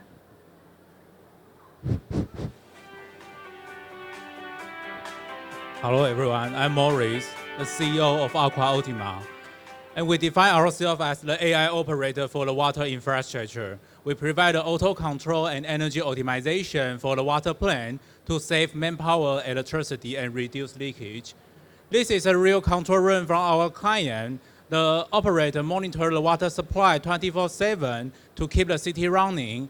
However, they can only focus on 10% of the infrastructure, a few stations, 1 to 2 pumps, and 1 to 2 specific targets at the same time. So, which causes the wasted electricity, raising non-revenue water, and leaving operator no time for high-value tasks. So this chart shows how Aqua Optima in action. The gray curve is the real-time demand, and the red line is the channel measure. It required the human monitoring and control. And blue curve is our AI operator. It predicts the demand and adjusts the water pressure every minute.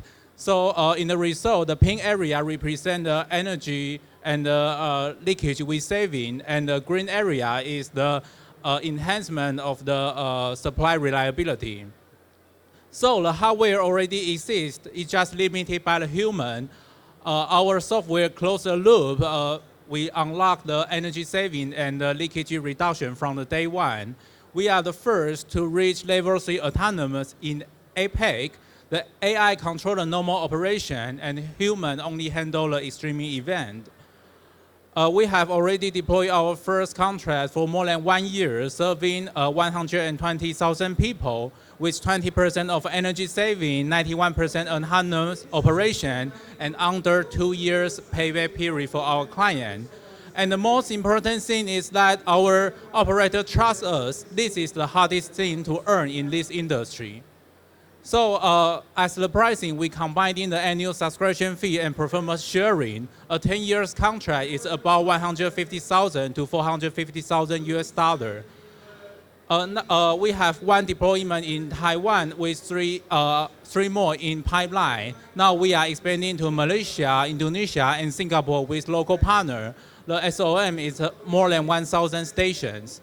So for our go-to-market strategy, we have 3 stages. The first is direct sales to anchor the first client in each country.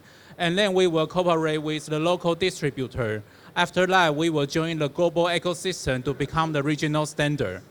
So our team combined the startup execution with 20+ years of water industry experience. That's how we can move fast, fit into the market, and build a solution that truly work in this industry. So now we are asking 1 million seed round, and as well as the international anchor client and the strategic partner.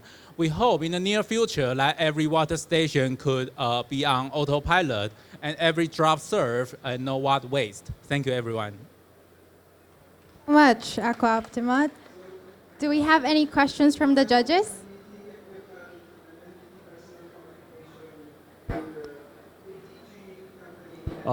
Thank you for the presentation. I think even in Taiwan there should be a lot of large automation vendors, I think, in Taiwan and in globally. Why wouldn't they tackle this problem? Is there a certain thing that's being blocked? Is it unmet customer needs? What's the reason they didn't solve this problem, right? Because most of sales this is according to the public sector. And another thing that I mentioned that there is a lot of industrial giant in this industry, but they are more hardware-like. They will focus on the hardware, and the capex and the price is higher. So it is quite hard to find a startup that they know AI and also know the industry and found out this kind of pain point to solve it. Yeah. So we believe that maybe we have like 1 or 2 years to expand into the global market, and that we believe that in the near future they will be a competitor. Great. So you mentioned pain points, right? What exactly are the pain points like right now? What's like the metric to metric that, for example, the current POC is running? Yeah, I can give you an example. In Taiwan, that the water sector, they have 1.5% reduction electricity pressure every year. And for Southeast Asia, like for Central Java in Indonesia, their non-revenue water is about 42%. It's very high, and almost half of the water are leaked to the ground. So this is the pain point, and the electricity price is more and more higher. For example, like the water power tariff is cost 4% of global electricity. So I believe that is a very big pain point. Yeah, thank you. Thank you. Do we have any other questions? Could you explain your revenue model and the business model with the different types of customers? And the willingness to pay, especially. Actually, the pay. The willingness to pay for this. Mainly, we focus on the annual subscription fee and performance sharing, and the subscription fee compared to the other hardware or like the digital twin solution is very, very cheap. And as for the performance sharing, we have discussed with some local public sector in Malaysia or in Thailand. They are willing to pay like 20% of the every year's energy saving. So we are trying to charge only from the second years only 50% of energy saving for 3 years. So I think the business model is quite strong for Southeast Asia.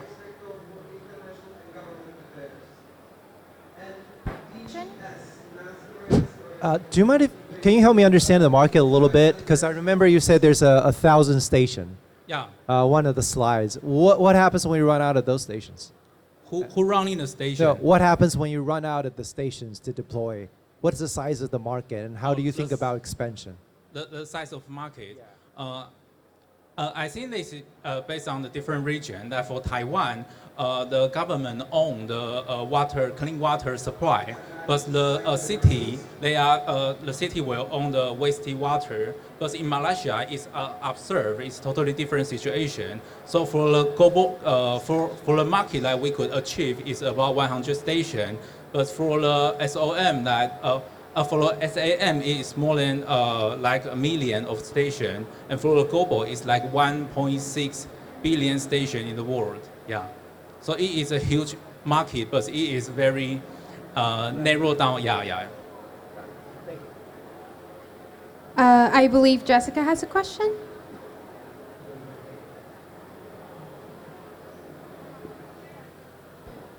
Hello. I was going to ask, I guess this also speaks to the scalability question. Where maybe you can help describe where exactly the devices are installed.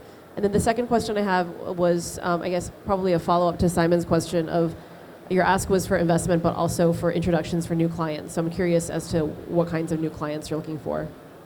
Can I answer the first question first? Sure. Yeah. And we are...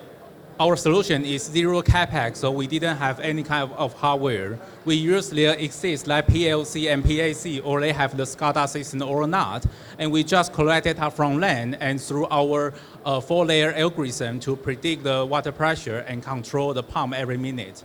Yeah. And could you please repeat your question again, the second question? The ask you had was for investment, but also introduction to potential clients. So I'm just wondering what kind of clients you're looking for.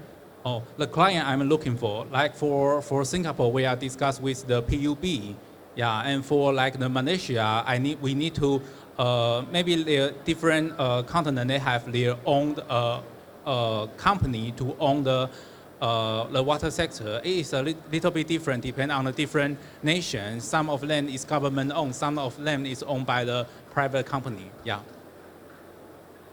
Okay, thank you so much. Please welcome our next startup, Lug Agent.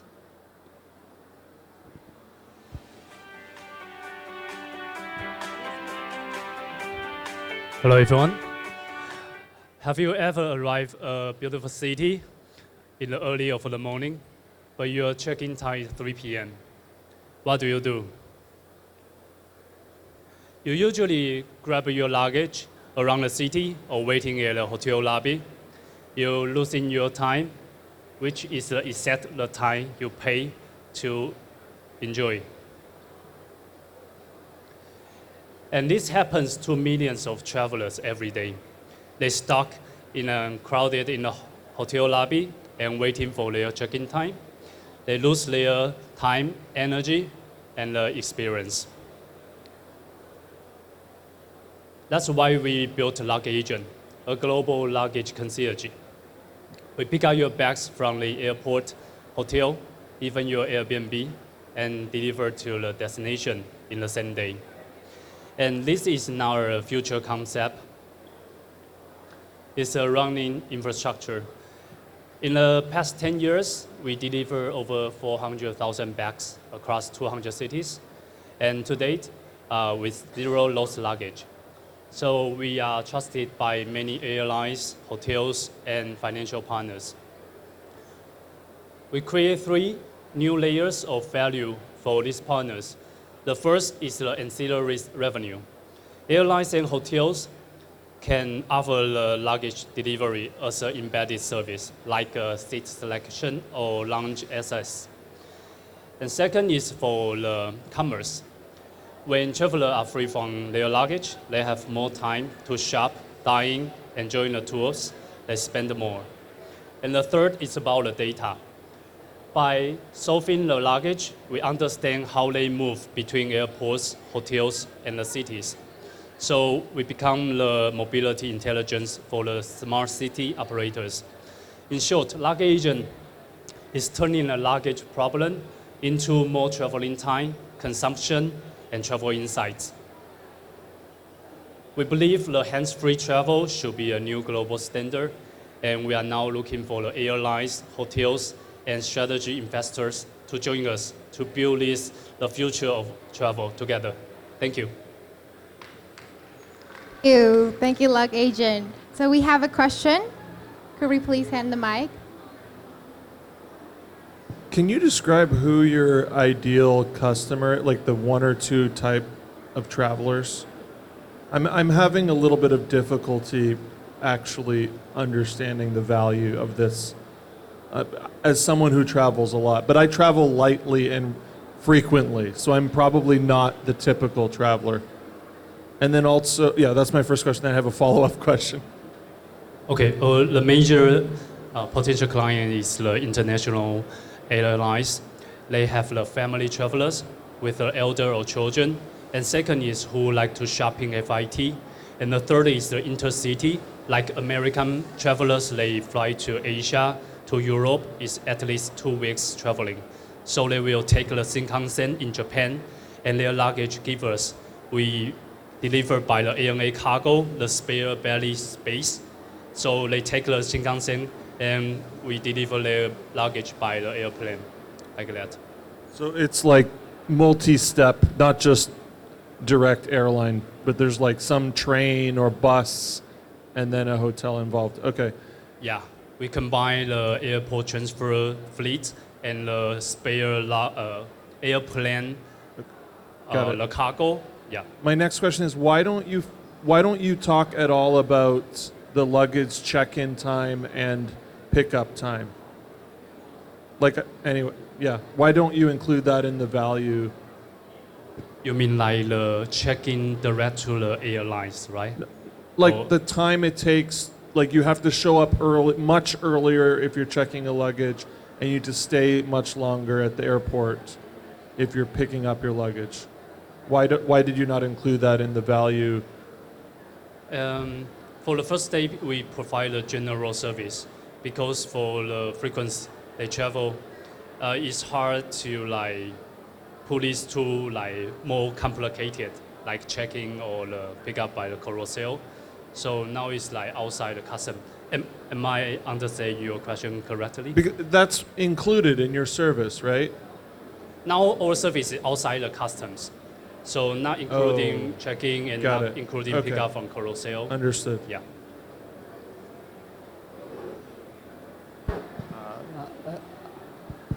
Hi.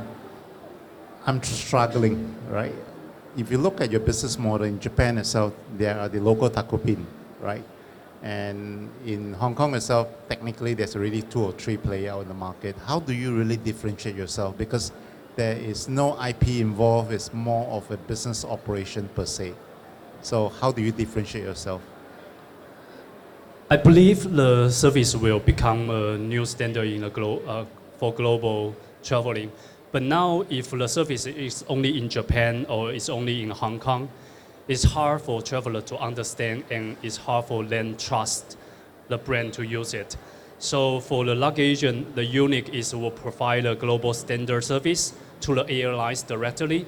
So in the future, you can just have the service including to your hotel rooms or your airline tickets. That's our strategy. So it's a global service package. Yeah. Kind of as a follow-up question to that, how does the economics works for your services? Especially it's very OpEx heavy. What does the margin look like? And does scale really help you?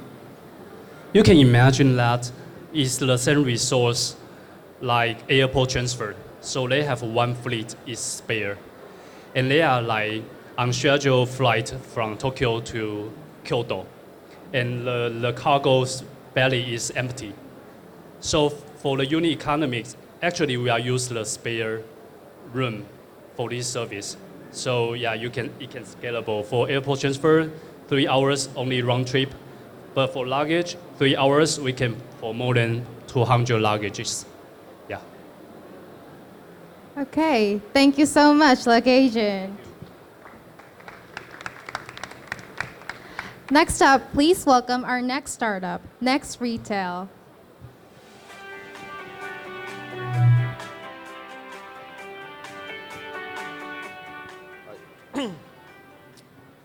Hello everyone, my name is James. I am the founder of Next Retail. So what Next Retail does, we are the AI store brain for physical retail. We're providing all the softwares and the hardwares. So one of the problems that the retailers are facing today in a physical retail store, especially in the United States, there are lack of laborers and they have no idea who came to their stores. People go to the store and stealing the stuff. And they're looking for CRM system to figure out who is buying their customers' data or who's buying their products. So you see a lot of retail stores, especially like a Gap, or they're suffering in the United States and losing millions of money because they cannot compete with Amazon's. So we are here to help them to transfer the digital transformations. So this is the solution that we can provide. This is what we do for the retail store. We are a hardware AI system integrations software for the retail store. So everything you see from the computer vision to study shoppers' behaviors, to see people are stealing their stuff, or to do the ERP inventory calculations, signage for retail media network, a drive-through system for ordering systems, robot delivery. This is the solution that we built for every one of them. We built every single one of them in Taiwan. So we are a retail brains. So we build an agent, a big brains, to help them to understand what's going on in the store. Imagine you are AI store managers. You see people comes in, you change your HR, you schedule your different peoples. You see people buy like these items, you do the marketing for them, you do the ERP for them, you do the CRM for them. So we are a AI brains that we put a server inside and connect to our IoTs. So even for the air conditioners, we can control the air conditioner, the fridge to save energies. So this is our solutions. It's a lot, yes. And this is because we are from Taiwan, we are able to do this. So we do with the video analytic, we have the signage, we have the checkout built by Toshiba, we have the apps, we have the drive-through system, and we have our own robotic lines in China and Vietnam. So this is what we work with in store right now. In Taiwan, we already have a Family Mart, 7-Eleven, all the convenience stores are using our system right now. We have it inside the Toyotas, the showrooms. We have it inside the airports, inside the campus, inside the JR train stations. And recently, we just built an R&D. This is actually our robots. We're announcing it in VRTech in Paris. This is a robot that built for decathlons, the sports shop. We're doing the deliveries for the lines. For when you're building a robot, one of the biggest problems is the robots are expensive. With our robots that we built in Taiwan and China, this is only $10,000. Okay, that we can put inside the logistic lines, and then we can put 10 of them and help them to sorting through the packages. This is going to be the one that's helping the decathlon to do this. All right, so what does the retail get? Okay, retail is very special. You have to customize their solutions to solve their own problems. For example, Toyota has no idea who came to the store. The sales, lack to track people. We'll do our video now to help them. The family marts, they have a lack of people to do control the air conditioners, to understand who's buying the coffees. We're providing the solution for them. And doing for the JR stations, we can do translations and kiosks for them. So we are expanding globally. This is all the R&Ds and office that we have. So we are doing the R&D in Taiwan. We have the new robotic R&D that trains the VLM for the robots in Vietnam. We are assembling our robots in China, and we're doing a partnership in Japan and United States. All right, so this is our revenue models. Our revenue models are very complex because retailers are charging differently. There could be subscription models, it could be consulting fees, it could be the infrastructures. So this is our targets. We have so many customers. Just as I mentioned that in convenience store, we have 3 major convenience stores in Taiwan. In Japan, we have a KDDI Lawson. If you visit the KDDI Lawson, the future store, that we built that for them. So we have Family Mart, KDDI Lawson, Mizuho, Zhuyo Sanjing. And in United States, we have a CVS, we have retailer store, have Tommy Hilfiger. We even have an MLB, Major League Baseball park that's going to use our systems. And so with the target SOM, we are looking for 300 million right now. And we're growing so fast. Everybody knows me, we're little guys. We're like only 30 stores last year. This year, we're already reaching 400 stores. And by the end of this year, we'll have 600 stores. We're raising 6 million. We were angel invested by Starbucks, and we are raising 20 million in our Series A. So this is me, and apparently this is what AI think of me. And you can see I never tell people how much I study. I already sold one company for the Viasat satellites companies. All right, so you can add me on LinkedIn. Thank you very much. Thank you so much. Now, do we have any questions from the judges? Hi, thank you for the presentation. Can you talk, so you talk about your revenue in stores, but can you talk about it in money? Yes.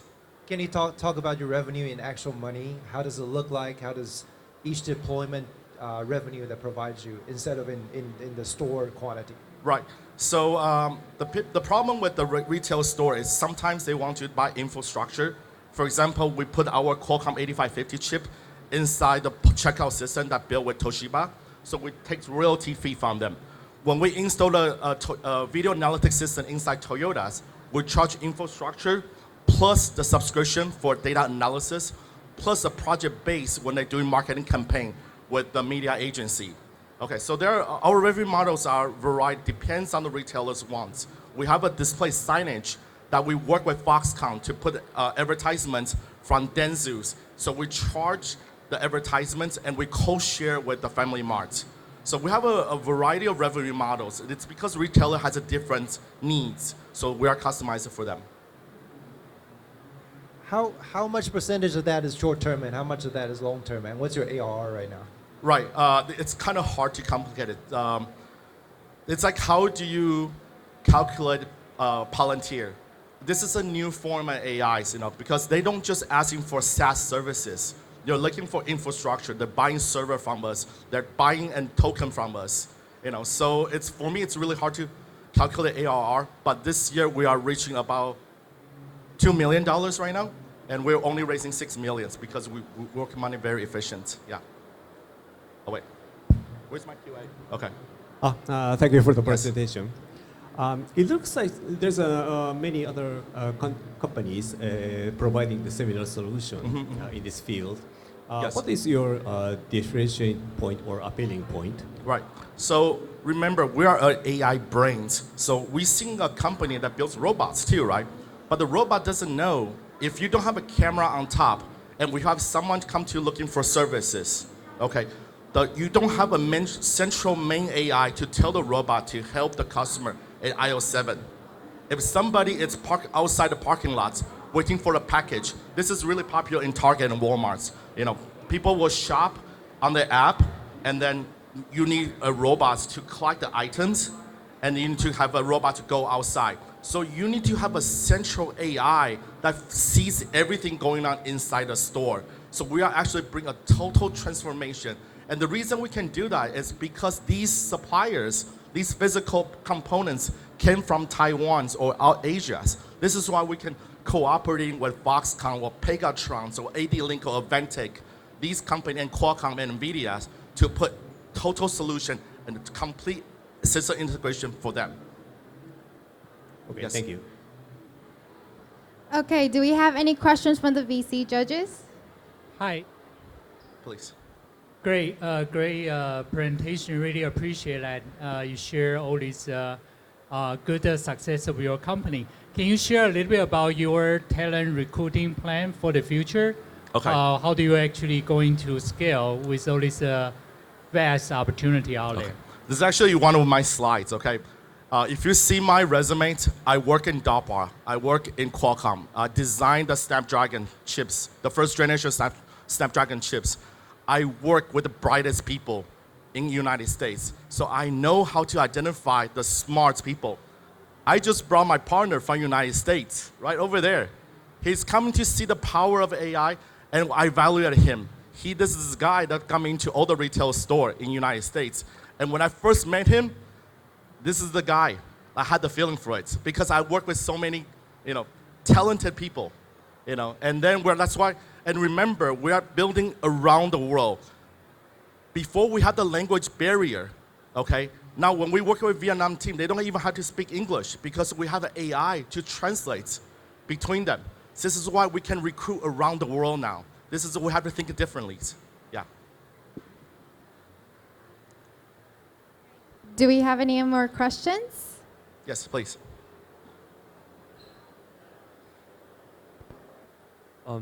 One short question. It seems like you have a lot of stores on board, right? And I know there's a lot of functionalities, yes, maybe different for each brand and stores. Yes. But are you seeing any single strong wedge right now that you think is going to be a core KPI for a lot of the customers that's going to try to consider onboarding or expanding from their current store? For the retail store or us? For the retail stores. Right. You have to remember, retail stores are very old, like a dinosaur. In the past 50 years, we go to shop and pick up items from store, and pretty much we're doing the same thing. You ask the sales agent, who came to the store and buy your jackets? They have no ideas. So it's very difficult to tell them that we have a system that teach you that who is buying your jackets, who is looking your car. So it takes time for them to transfer. All these POC, everyone in here knows how much I work to convince them. It took me almost 6 years to build a POC to convince them until they figure out that, hey, we have this agent came out. How do we connect to this and this? So when I pitch the little module for them. But now they see the whole picture coming together, and this is a complete digital transformation for them.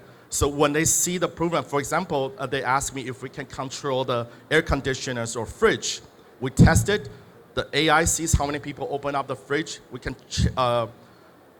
adjust the AC for Dalunfa. It saves almost 25% of energy per month. And they just say, hey, let's install like 200 of the store right now. That's why we're expanding so fast. Yeah. Okay, thank you so much. Let's give it a round of applause. Thank you very much. Please welcome our next startup, Petition. Thank you.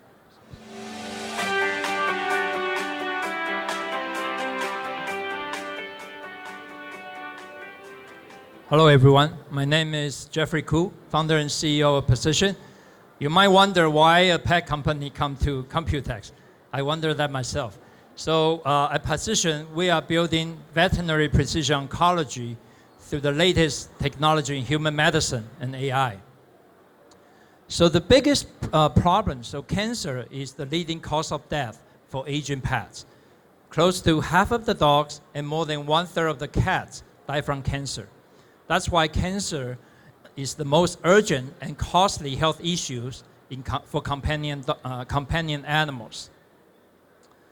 The biggest challenge for pet cancer diagnostic is timing. Cancer is often found too late. Traditional tools, they cannot identify symptoms, cannot identify cancer signals before symptoms shows up. When symptoms shows up, treatment options are limited. Outcomes are worse, and monitoring tools are still insufficient. And those are the problems we're trying to solve.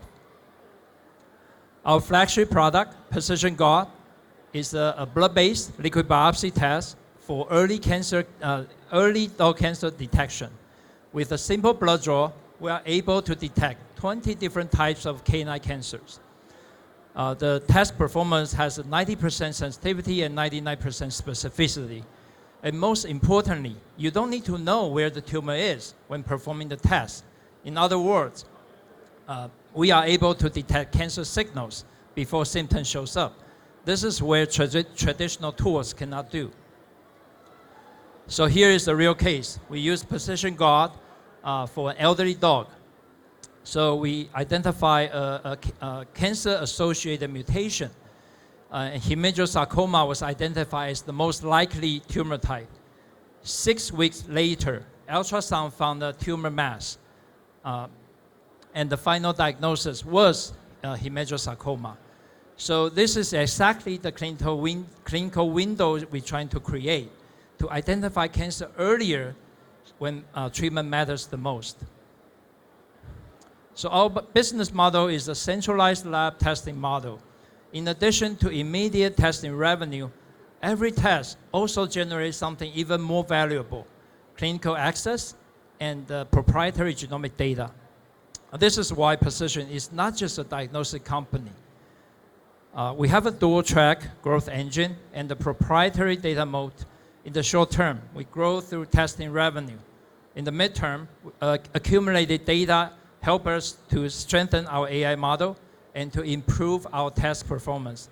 In the long term, the database itself become a monetizable platform for insurance companies and pharma partners. So we started in Taiwan. We have now more than 250 contracted animal hospitals.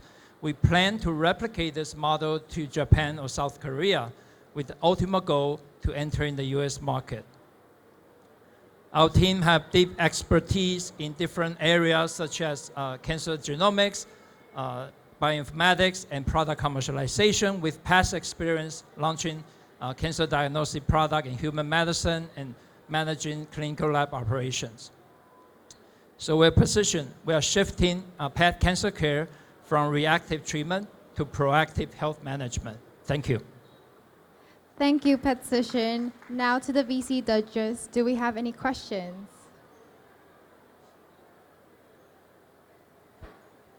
You have a very strong traction, right? How do you move from Taiwan to Korea or to Japan? What's the differentiation? So we are actually conducting a very early proof of concept. So we work with the Japanese animal hospital. They have 3 different locations. So they collect blood. We ship the blood back to Taiwan. We process the sample and do the analysis and generate a report. So we want to see how the Japanese market react to this type of cancer testing. And if the market react well, the next step will be finding a local reference lab and maybe finding a local partner such as an insurance company or pharma to help us to expand in the Japan market. Is there a regulation behind this, especially for the Japanese and the Korean market?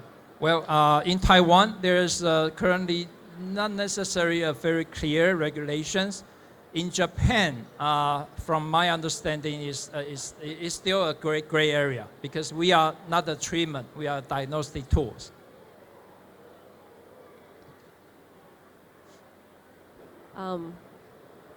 Okay, so I have two questions.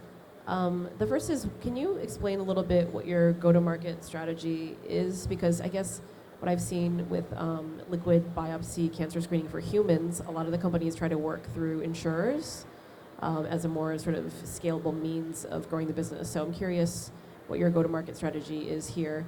And then the second question is, maybe this is like a stupid question, but is cancer treatment for animals like very developed? Because you can find the cancer, but then if it's not very developed in terms of actually treating the cancer, then there's a question as to how valuable this screening actually is. Yes. So our go-to-market strategy can be divided into 3 phases. The first phase is to build trust. The vet need to trust our technology so they can recommend to their patients. And for this, our entry point is to find those patients already have clinical symptoms. They might be already diagnosed with cancer, they are under treatment. We help them to do the treatment response and to do following monitoring. And this group of TA, they have more urgent clinical needs, therefore they are more willing to pay for the test. The second phase is to get retention. How to get the pet owners to willing to pay repeatedly to be able to monitor in the long term. Because for vet medicine, it's very different from human.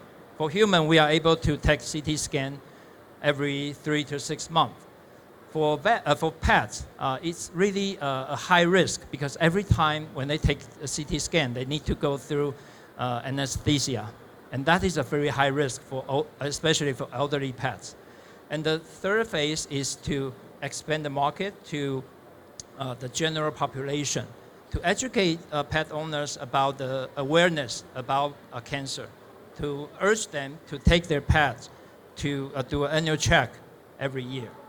And the second question, the clinical value of our test. For liquid biopsy in human medicine, one of the most important application is treatment selection. But for vet, it's very different. Like I just mentioned, there is no a good tool to monitor cancer status continuously because you cannot take a CT scan every 3 to 6 months.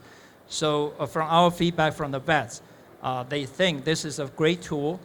It's safe, it's accurate, and they are able to quantify the test result and adjust their treatment solutions.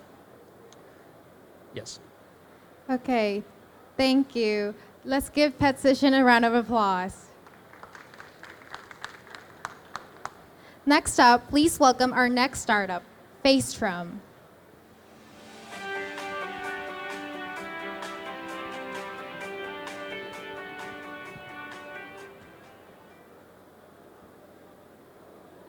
Hello everyone, my name is Wen Cai from Facetrum. We are designing the face array chip for the satellite communication. And our target is trying to use our patented architecture to bring the revolution for the face array. And the most important thing is that we try to reduce the production cost for our customers. And as starting to succeed in this world, and every operators, they are trying to transit their satellite communication, very heavy dish user terminal to be very lightweight and supporting LEO and mobility, the flat panel antenna. However, the problem is that the PCB production cost is very high, and the assembly yield rate is only 5 to 20%. And another issue is that they need to control every beam angle because the electronic steering beam to aiming for the satellite need 1,000 elements to tracking the satellite. So it costs 2 hours for every set for the calibration time. So we use a very special architecture. We integrate our amplifier with the antenna and to reduce the insertion loss, so the power consumption and the usage of the chip can be heavily reduced. And second point is that we make the antenna in package as a solderable BGA component. So when you can just assemble it just like a very simple component without a very complex antenna design on your huge PCB. And the third innovation is that we're changing the phase control from the direct controlling the 1000 value to be 10 phase difference value for one beam control. So this can heavily improve the calibration time. So by using our technology, we can help our customers to make the low cost and phase production modules suit for the low Earth orbit, middle Earth orbit, and also the GEO satellite. And this technology can be used for many different applications, and targeting market size is 38 billion. We provide a whole turnkey solution combining the antenna design and also the calibration process. The important thing is that we help our customers to phase production. And our go-to-market is that we're trying to help our customers to find their customers. So we talk with satellite operators and also integrate with 30 years experience modem software suppliers. So Taiwan manufacturers, our customers, they can go to this market very fast. And this is our team. Our technology transfer from the Yangming Jiao Tong University, and our team, development team, coming from MediaTek, M-Star, and also NCS IST, who are very heavily related with Taiwan defense market. So thank you. Thank you, Faistrom. Now for the VC judges, do we have any questions for Faistrom?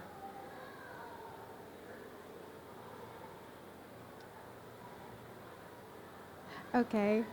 Well, then thank you, Faistrom. Let's give him a round of applause. Next up, please welcome our next startup, Solar SDGs.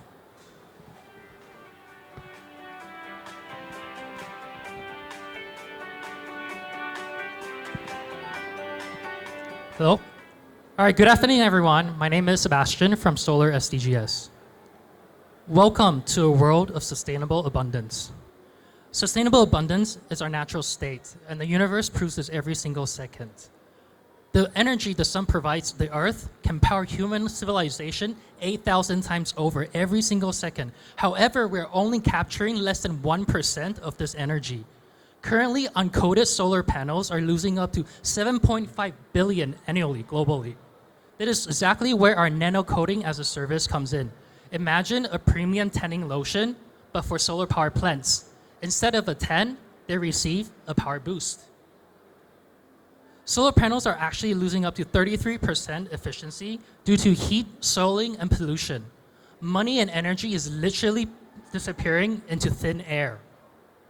This is where our holistic AI robotics coding as a service comes in.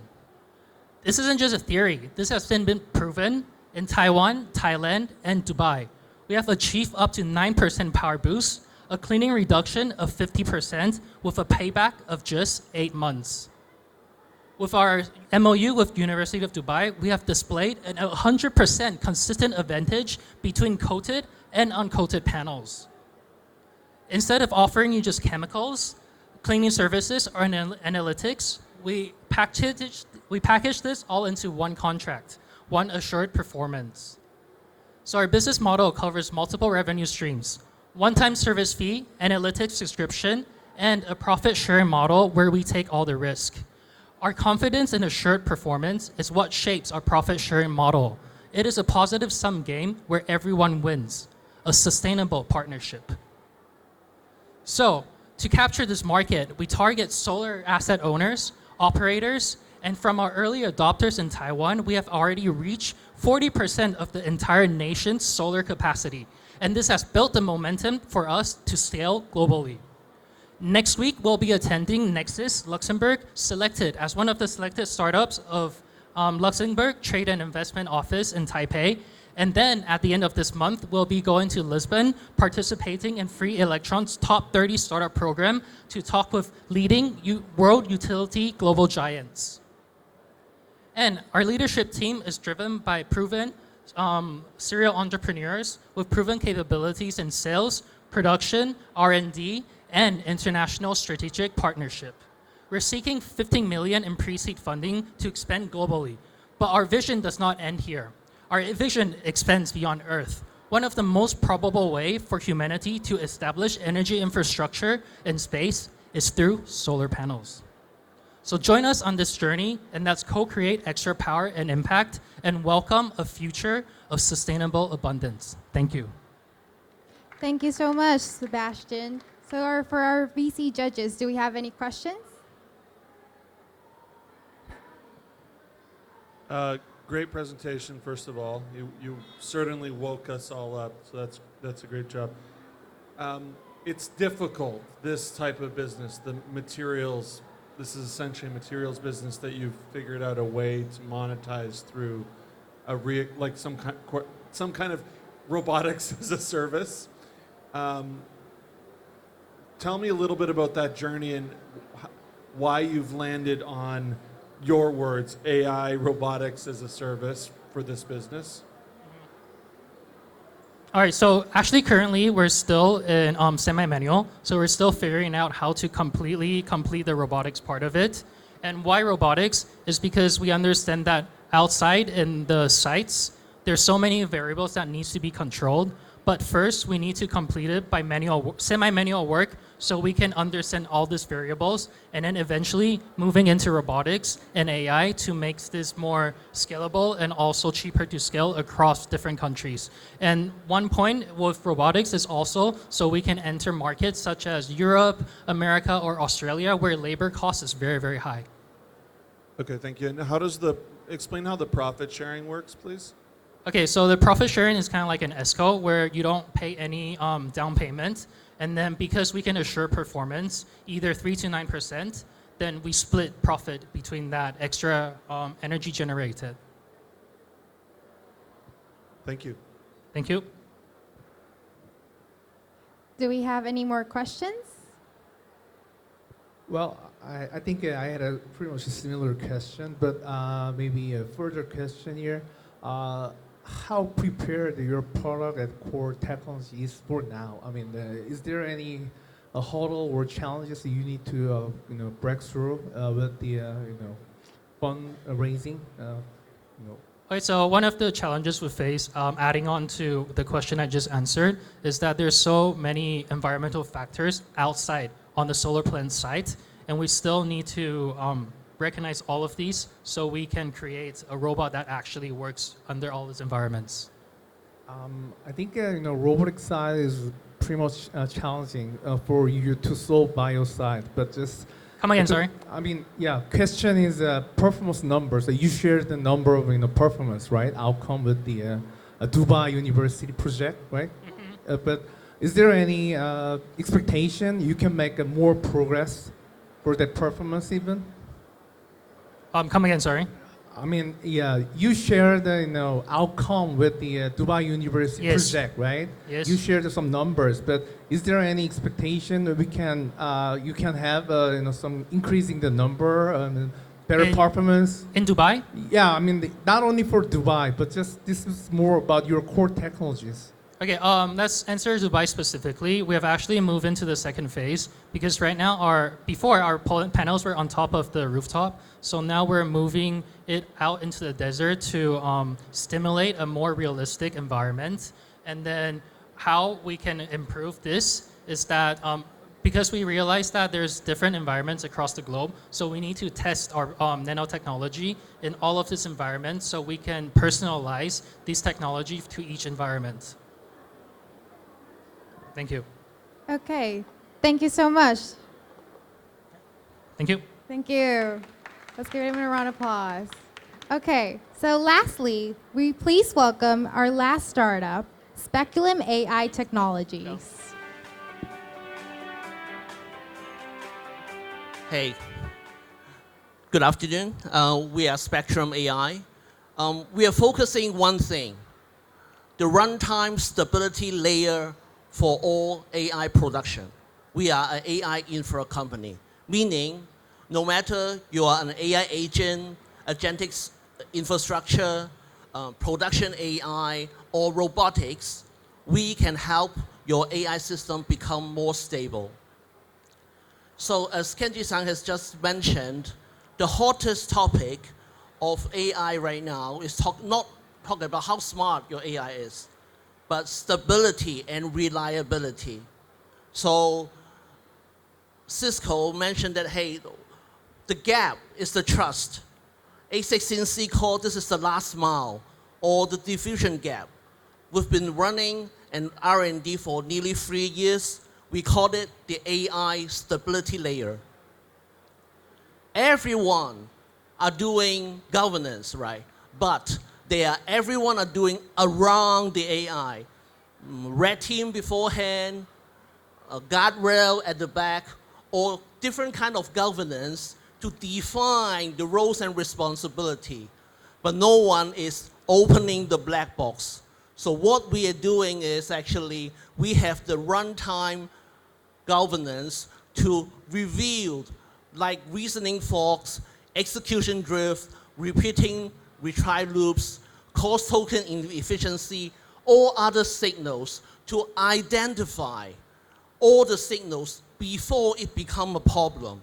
So these how we can make your AI not even more stability, but more cost efficient and saving tokens.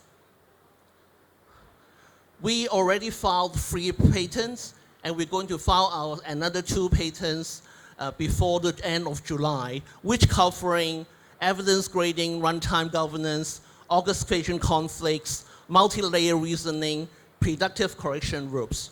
So these are the reasons that we are so exciting that we are not only able to help major infrastructures, but also all your portfolio companies and all the AI CEO I met today, that how I can work together to make your AI more productive, effective, and stable. I'm Dominic. I'm a French staying in Taiwan with my family, PhD dropout in data science, multiple entrepreneur, I've exited 3 times. We have Dr. Huang, which is our major AI advisor, the leaders in Taiwan Sovereign AI in Taiwan. And we have also Dr. Keng in Singapore, major focus on our security. So we are very glad that we are in Japan, selected by the metropolitan government for Attraction U program. We only get into the Japan market for less than 4 months, but we already being invited by one of the major SI into their RFP on security AI and AI security.